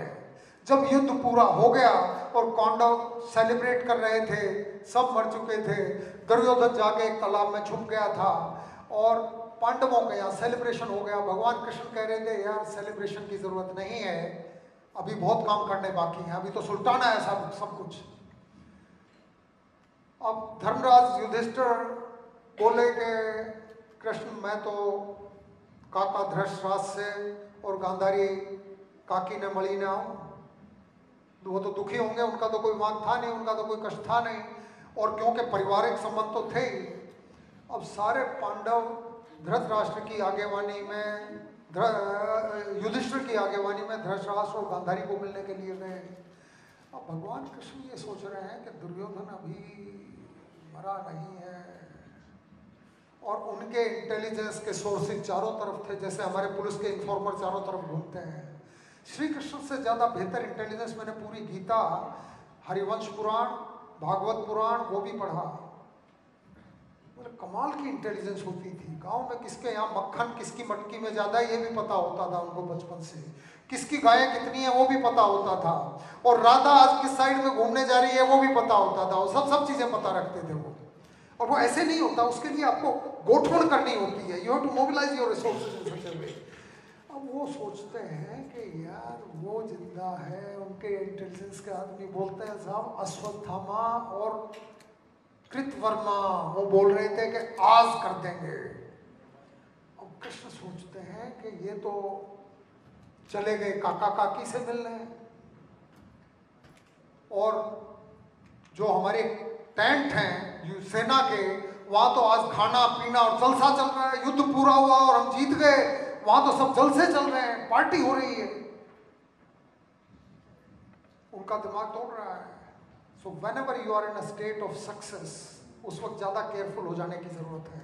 श्री कृष्ण ये कहते हैं जब पांडव वहां से निकले हस्तिनापुर से मिलके, कि आज तुम तुम्हारे कैंप में मत जाओ, जो खाली पड़ा हुआ कैंप है कौरवों का, वहां ले जाके बोलते हैं कि आज रात को तुम यहां रुको। उनको पूरी चीज नहीं पता थी। अब अश्वत्थामा ने, कृतवर्मा ने दुर्योधन को जो बताया था उसके अनुसार बदला लेने के लिए रात को जो पार्टी आराम से खा पी के सो गए थे, उनके सारे टेंटों में आग लगा दी। उनमें बच्चे भी थे, उनमें औरतें भी थी, उनमें आदमी भी थे, बहुत लोग थे। मतलब पांडवों की युद्ध खत्म होने के बाद भी रक्षा करने वाले भगवान कृष्ण थे। इसका मतलब टॉप मैनेजमेंट को क्या ध्यान रखना चाहिए कि जब पार्टी भी हो रही है एनुअल जनरल मीटिंग की, उस वक्त भी आँख कान 360 डिग्री खुले रहने चाहिए। ये चीज़ें हमारे लिए बहुत ज़रूरी हैं और इनके बिना हम कभी भी ठप खा जाएंगे। रोहन, कितना टाइम बाकी है या हो गया पूरा? हाँ, चलने दो। तो टाइम कितना हो गया? 9 बज गए। अब इसको जल्दी समाप्त करते हैं। कई बार हमारी एक और प्रॉब्लम है, हमें पढ़े हुए शब्द याद रहते हैं। कर्मण्येवाधिकारस्ते मा फलेषु कदाचन मा कर्मफल हेतु भूर्भुवः माते संगोत्स्वा कर्मणि। अब हम ये मानते हैं कि गीता आ गई, ऐसे नहीं है। इनके अंदर उतरना होगा, इनके भावार्थ को समझना होगा, इनके भावार्थ को समझने के लिए जागृत रहना होगा, तब जाके ये चीज़ें समझ आती हैं। एक छोटी स्टोरी मैं सुनाता हूँ आपको। एक एमर्सन एक अमेरिकन ऑथर थे, वो बड़े पढ़ने के शौकीन थे। उनका एक पड़ोसी था, वो खेडूत था। वो देखते थे सारे दिन, मैं तो खेत में काम करता हूँ, सारे दिन पढ़ता ही रहता है, क्या करता है? एक दिन जाके पूछता है, यार क्या पढ़ते रहते हो? तो एमर्सन ने कहा कि भाई मैं प्लेटो पढ़ रहा हूँ। प्लेटो? मुझे भी दे दे, मैं भी पढ़ के देखूँ। तो सारे दिन करता रहता, मैं भी एक दिन करके देखूँ। तो 2-4 दिन के बाद आया और बुक एमर्सन को वापस दी। बोलते यार एमर्सन एक बात बता, इसमें तो सारी वही चीजें लिखी हुई हैं जो मैं भी मानता हूँ। इसको प्लेटो को इतने 1000 साल पहले कैसे पता लग गया मैं क्या क्या सोचता हूँ? हम सब की गीता के बारे में यही परिस्थिति है। हम ये मानते हैं क्योंकि चीज़ें सुनी होती हैं, कभी यहाँ सुना, कभी यहाँ सुना, कभी बचपन में सुना, कभी कहीं मंदिर में सुना, कभी किसी प्रवचन में सुना, तो हमें लगता है कि हमें सब आ गया। वार्ता नहीं है, ये युद्ध भूमि का आग है। जागते हुए इसमें देखेंगे तो इसमें अर्थ दिखाई देंगे। योग की तरह से चित्त वृत्तियों को कंट्रोल में रख के जब हम इन चीज़ को देखेंगे और इन पे अमल करना शुरू करेंगे तो हमें पता लगेगा कि यदि हम इनको ठीक से समझ लें तो हमारी ज़िंदगी की ज़्यादातर समस्याओं का हल हमें मिल जाता है। मेरी एक पसंदीदा कहानी के साथ फिर हम ये बात को खत्म करेंगे। कहानी अमेरिका की है, लेकिन संभवामि युगे युगे उसमें सारी दुनिया आ जाती है, पूरा ब्रह्मांड आ जाता है। भगवान के लिए अमेरिका, जापान, यूरोप और इंडिया का कोई फेर नहीं है। भगवान तो भगवान है। 1901 के साल में दो चीजें हुई। एक तो फोर्ड ने कार बनाई, कुछ एक और लोगों ने भी कार बनाई 1901 के आसपास। और 1901 के आसपास जब कार बनी तो उसके लिए ईंधन की जरूरत थी, एनर्जी की जरूरत थी, तो लोग ऑयल भी ढूंढ रहे थे जिससे पेट्रोल या डीजल बने। और ओक्लाहोमा एक जगह है टेक्सास में, वहाँ इसका एक्सप्लोरेशन का काम चल रहा था। तो एक काका था, उसका बड़ा खेतर था, जमीन बहुत थी, हजारों एकड़ जमीनें होती हैं अमेरिका में खेडूतों के, उस वक्त तो और भी ज़्यादा, जिसने जितनी घेर ली वो उसकी ज़मीन उसकी। तो उसमें एक कंपनी ऑयल एक्सप्लोरेशन का काम कर रही थी। एक दिन आए, बोलते हैं कि काका हमने ऑयल મળ્યું। ऑयल મળ્યું, पानी મળ્યું કે नहीं આકો, મારે તો પાણી જોઈએ ખેતર માટે। પાણી નહીં, ઓઇલ મળ્યું તો ઓઇલ ને મારે શું કામ, મારે શું ઉપયોગ? બોલે કાકા એને તમે અમને રોયલ્ટી, તમે આમાં તમને રાइट આપો तो અમે તમને રોયલ્ટી આપશું, हम आपको रॉयल्टी देंगे इसकी। बोलते रॉयल्टी कितनी मिलेगी? तो उसने कहा कि थाउजेंड्स ऑफ डॉलर्स। अब आप कल्पना कीजिए, हजारों डॉलर 1901 के साल में यदि मिले तो आज के हिसाब से और एक गरीब सामान्य खेडूत के लिए बहुत बड़ा अमाउंट था। तो उसने कहा यार बात तो तुम्हारी साची है, मतलब बात तो आनंद की है, लेकिन मैं इतने पैसे का क्या करूँगा? गांव का सीधा साधा आदमी को खर्च था ही नहीं उसका। He had cut his coat to his cloth। वो बोलते हैं कि करवाना શું છે? હવે કાર આવી गई, कार ले आओ। वो खेडूत बेचारे कार किसी ने भी नहीं देखी थी, नई नई बनी थी, कुछ डेट्रॉइट में बनी होगी या न्यूयॉर्क के आसपास बनी होगी कहीं। वो बोलता कार ये क्या होती है? बोलता है तो मैं आई थी तुम्हारे खेत से ओक्लाहोमा तक जो ये घोड़ा गाड़ी लेके जाते हो और 2 घंटे में पहुंचते हो, कार तुमको 20 मिनट में पहुंचा देगी वहाँ। तो उसको फिर लाइट हुई, यहाँ तो काम की चीज़ है। लेकिन जब वो जाने लगे तो बोले यार लेकिन बड़ी लेके आना, क्योंकि मेरे बाजू वाले खेडूत के यहाँ भी तुम लोग काम कर रहे हो, यदि वो भी कार ले आया तो मेरी कार बड़ी होनी चाहिए। अब कार ले आया, कार कैडिलैक कार वो लेके आया, सबसे बड़ी कैडिलैक कार अवेलेबल थी, वो उसको ला के दी। और कैडिलैक कार को उन्होंने समझाया कि भाई इसमें ये है, ये पहिए है, ये स्टीयरिंग व्हील है और ये चाबी है, और चाबी यहाँ लगाओगे। वो तो खुश था, कार देख के चमक रही थी कार, खूबसूरत, उसमें कहीं मिरर लगा हुआ था, कहीं हेडलाइट थी, कहीं कुछ था, कहीं कुछ था। He was excited। अगले दिन जब वो कंपनी वाले चले गए उसको कार सौंप के, तो उसने सोचा उस कार को लेके ओक्लाहोमा जाऊं। फिर देखा कि स्टार्ट कैसे होगी, वो चाबी कहीं रख के भूल गया और चाबी का लगाने वाला इग्निशन की जगह ही ना मिले उसको। तो उसने कार लेके गया ओक्लाहोमा किसी तरह। जब गया तो गांव में कार पहला आदमी लेके आया था, पूरे आसपास के विस्तार में सबको दिखा रहा था भाई वो तो कार ले आया जो, क्या रे तुमने ले जश चालू है, और इस तरह की बात करता जाए, कभी पीछे भी मुड़े, इधर भी मुड़े, इधर भी मुड़े, सबसे बात करता हुआ जाए और ओक्लाहोमा तक पहुंच गया। उसका एक्सीडेंट नहीं हुआ। आप लोगों को नवाई लगेगी, हो सकता है वार्ता किसी ने सुनी हो पहले, उसका एक्सीडेंट नहीं होता था। अब एक्सीडेंट क्यों नहीं होता था? क्योंकि इग्निशन की और वो तो लगी नहीं, तो उसने 2 घोड़े आगे जोड़े हुए थे उस कार के आगे। घोड़े जोड़ना आता था, कार के आगे 2 घोड़े जोड़ दिए और घोड़े खींच के ले जा रहे थे और वो सबसे बात करता हुआ जा रहा था। अब घोड़ों को तो रास्ता पता था ओक्लाहोमा का, वो ठीक ठाक पहुंच जाते थे, इसलिए एक्सीडेंट भी नहीं होता था। अब आप लोग हंसे, मैं भी जितनी बार सुनता हूँ हंसी मुझे भी आती है, लेकिन दुर्भाग्य की बात यह है कि उस खेडूत को ये नहीं पता था कि 2 घोड़ों से जिस कार को खींच रहा है 60 हॉर्स पावर की ताकत उसके अंदर है। ठीक से स्विच लगा दे, ठीक जगह पे डाल दे और इग्निशन करके स्टार्ट कर ले, एक्सेलेरेटर दबा दे तो क्या स्पीड से गाड़ी जाएगी। अब ये ट्रेजेडी सिर्फ उसकी नहीं थी, ये मेरी, आपकी, हम सबकी ट्रेजेडी है। ये सोचिए आप लोगों में से कितने ऐसे हैं जो 2 घोड़ों से अपनी गाड़ी खींच के उम्र पूरी कर लेते हैं। ज्यादातर लोगों का हाल ये है। लोग ये कहते हैं कि आइंस्टाइन ने अपने दिमाग के 8-10% का ही उपयोग किया था। ज़्यादातर लोग तो 1-2% से ही काम से 1-2 घोड़ों से ही पूरी जिंदगी खींच लेते हैं, और वो कैडिलैक के आगे घोड़े जुड़े हुए हैं। भगवान कृष्ण ने जब अर्जुन को बताया कि तू क्या चीज है, तो वो ये बता रहे थे कि तेरे अंदर अढळक ताकत है, कैलकुलेट नहीं की जा सकती, इतनी क्षमताएं, इतनी ताकत, इतनी एनर्जी, इतनी पावर तेरे अंदर है, इतनी स्किल्स तू सीख सकता है, इतना आउटपुट तू दे सकता है, इतना आनंद खड़ा कर सकता है, इतना सच्चिदानंद का तू हकदार बन सकता है। और हम सब लोग 1-2 घोड़ों से उस खेडूत की तरह जिंदगी खींच के निकालते हैं। यदि हम मैनेजमेंट स्किल्स भगवान कृष्ण से सीखें तो मुझे पूरा विश्वास है कि जिंदगी एक अलग तरीके से जा सकती है, और अलग तरीके से जाएगी तो आपकी ज़िंदगी इंप्रूव होगी, आपकी पर्सनालिटी इंप्रूव होगी, आपकी कंपनी अच्छी चलेगी, उसकी प्रॉफिटेबिलिटी बढ़ेगी, उसकी नामना बढ़ेगी।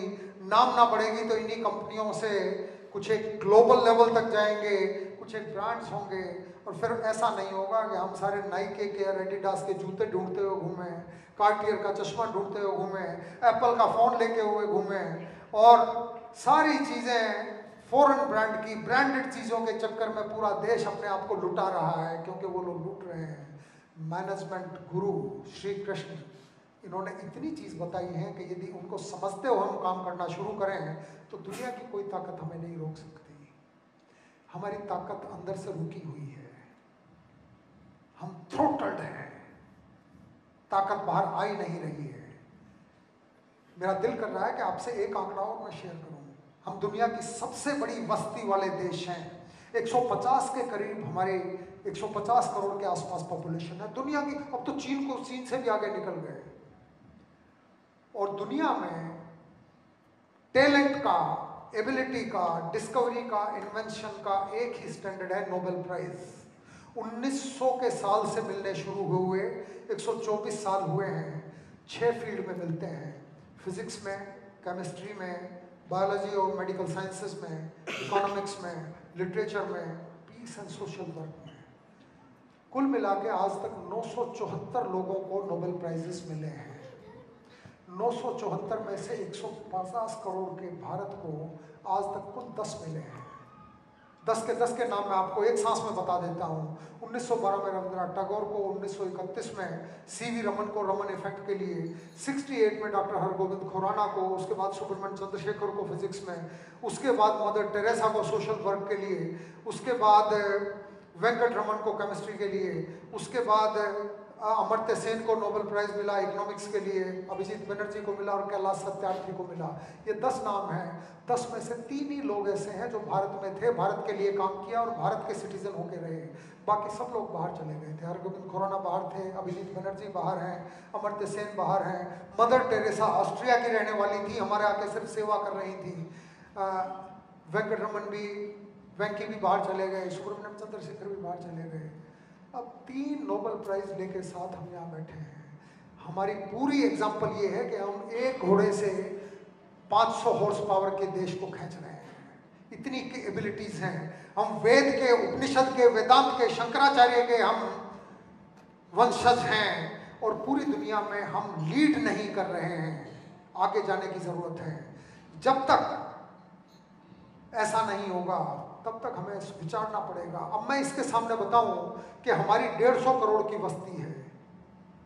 इस दुनिया में जूस की बस्ती कितनी है? 1.5 करोड़। हमारा 1% है, जो मोस्टली इजराइल में है, यूरोप में है, अमेरिका में है। हमारी 1% बस्ती वाले जूस को कितने नोबेल प्राइज मिले होंगे? 223। पूरी दुनिया के लगभग 25% नोबेल प्राइज जूस कमेटी ले गई, क्योंकि वो अपने घोड़ों को पहचान गए, सही इग्निशन की लगाते हैं बच्चों को बचपन से ही। उनमें हुस्पा होता है, उनमें कॉन्फिडेंस होता है। मैं उनका अंधभक्त नहीं हूँ, लेकिन जो उन्होंने अचीव किया है, मैंने आपको सिर्फ एक गिनती बताई। हमारी अपनी ब्यूटी है, लेकिन ये तो हमें सोचना पड़ेगा कि डिज़ायर तो हमारी और आपकी भी है कि नोबेल प्राइज आने चाहिए देश में। यदि हम श्री कृष्ण के तरीके से मैनेज करें तो जीवन का महाभारत हम जीतेंगे, बिजनेस मैनेजमेंट में हम टॉप पे जाएंगे, इंडिया आगे बढ़ेगा और दुनिया का सिरमौर बनेगा, इसमें कोई शंका नहीं है। उससे भी बड़ी बात है कि हर आदमी अपनी पूरी ताकत को खिलाएगा, बाहर लाएगा, उसके अनुसार जिएगा और जीवन उसका सही मायने में स्वर्गीय बन जाएगा, आनंदप्रद होगा, सच्चिदानंद में लहलाएगा, आपकी खुशबू पूरे देश में उड़ेगी। जय Shri Krishna. For a very patient listening, I thank you all.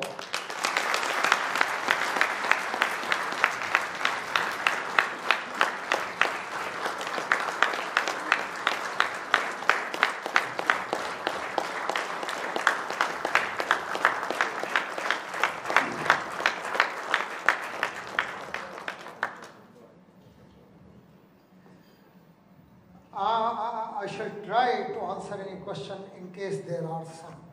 आपकी कोई ऑब्जर्वेशन है, आप मेरी रिएक्शन चाहते हैं, या कोई ऐसा है आपको प्रश्न करने का दिल कर रहा है, तो मैं उसका मेरे हिसाब से जवाब देने का प्रयास कर सकता हूँ। In case there is some. हाँ जी।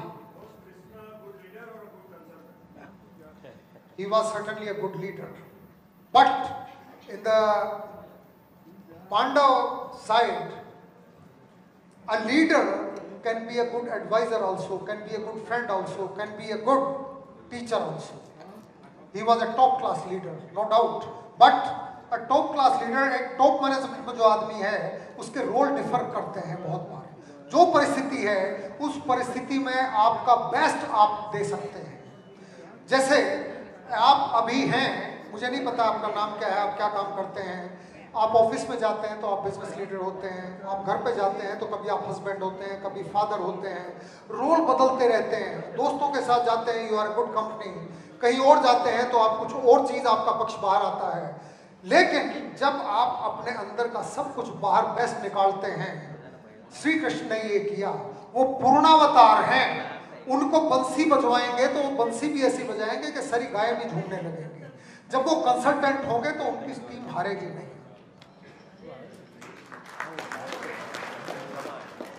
उनके अलावा और कोई पूर्ण अवतार हमारे पूरे अध्यात्म में नहीं है, आंशिक अवतार है। भगवान राम को मैं उनको हाथ जोड़ता हूँ, वो मर्यादा पुरुषोत्तम है, लेकिन पूर्णावतार सिर्फ कृष्ण को कहा गया है, जो गोपियों के साथ रास भी रच सकते हैं, मुरली भी बजा सकते हैं, मक्खन भी छोड़ सकते हैं, वो लड़ाई भी लड़ सकते हैं, वो किसी से लव मैरिज भी करा सकते हैं, और वो युद्ध भी लड़ा सकते हैं, वो शांति के भी दूत हो सकते हैं, वो योगी भी हो सकते हैं, वो भक्त भी हो सकते हैं।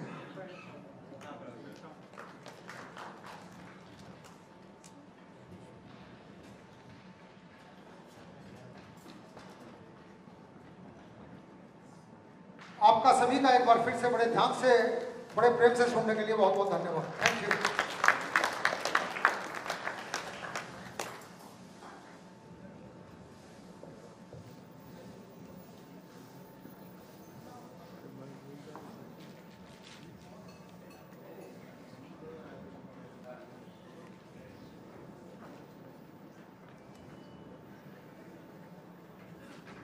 What an incredible and insightful speech.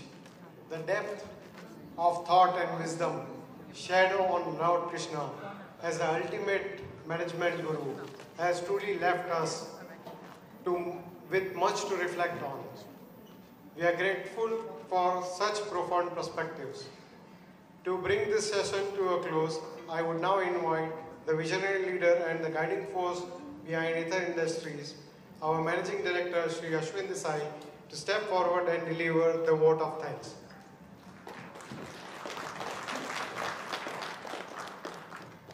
Oh, very exciting, very interesting. कहाँ खो गए थे हम सब मालूम नहीं। 1.5 घंटा से आप कहाँ खो गए हम मालूम नहीं। बहुत सालों बाद इस तरह से क्लास में बैठे थे। वो 1 घंटे में तो नानी याद आ जाती थी, पर आज 1.5 घंटे में हिले भी नहीं जगह से अपनी। It was very exciting talk, sir, and very insightful. और जो आपने कहा उसमें तो मैं आगे कुछ कह नहीं सकता, क्योंकि You talked so deeply into it.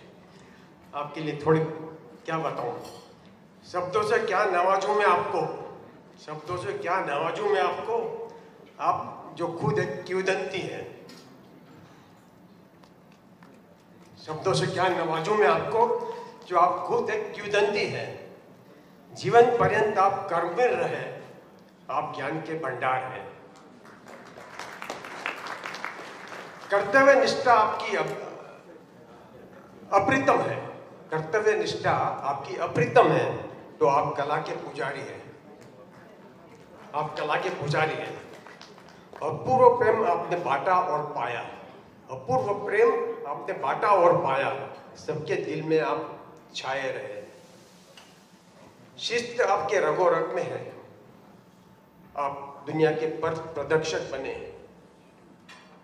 शिस्त आपके रगो रग में है, आप दुनिया के पथ प्रदर्शक बने। कृष्ण अगर एक व्यक्तित्व है, कृष्ण अगर एक व्यक्ति स्वरूप है, तो आप भी कृष्णमय बने जा रहे हैं।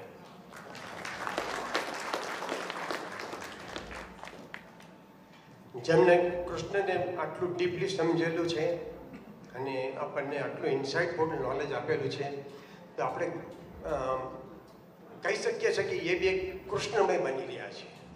કેમ કે કૃષ્ણની વાત કરી, ભગવાનના રૂપમાં એમને પૂજવું અને કૃષ્ણની જેમ વર્તવું, એમના પૂરા નિષ્ઠાથી, કર્તવ્યથી, કર્મવીર બનીને પ્રેમ આપ્યો, પ્રેમ પાટ્યો, પ્રેમ લીધો, આટલા સુરતીઓનો આજે ટોટલ જેટલાને કીધું હતું મેં કે ભાઈ તમારે આવવાનું છે, તો ભલે ભાઈ હું એક જણને વધારે લઈને આવું છું। એટલે એ કહે છે, એ બતાવે છે કે તમારા પ્રતિ લોકોને કેટલું માન છે, અને દેટ યુ, અને આજે બધાએ માન્યું કે આજે તમે કેટલું જિંદગીમાં શીખેલું છે ને કેટલા તમે કૃષ્ણમય બનેલા છો। Sir, thank you very much, અને આ બધાને બી બહુ બહુ ધન્યવાદ કે આપ બધા આવેલા છો આજે ને આપણે આનંદ લીધું આ ટોકનું। આપ સૌને વિનંતી છે કે આજે ભોજન બી લઈએ સાથે, અને thank you very much everyone. Please give once again applause two.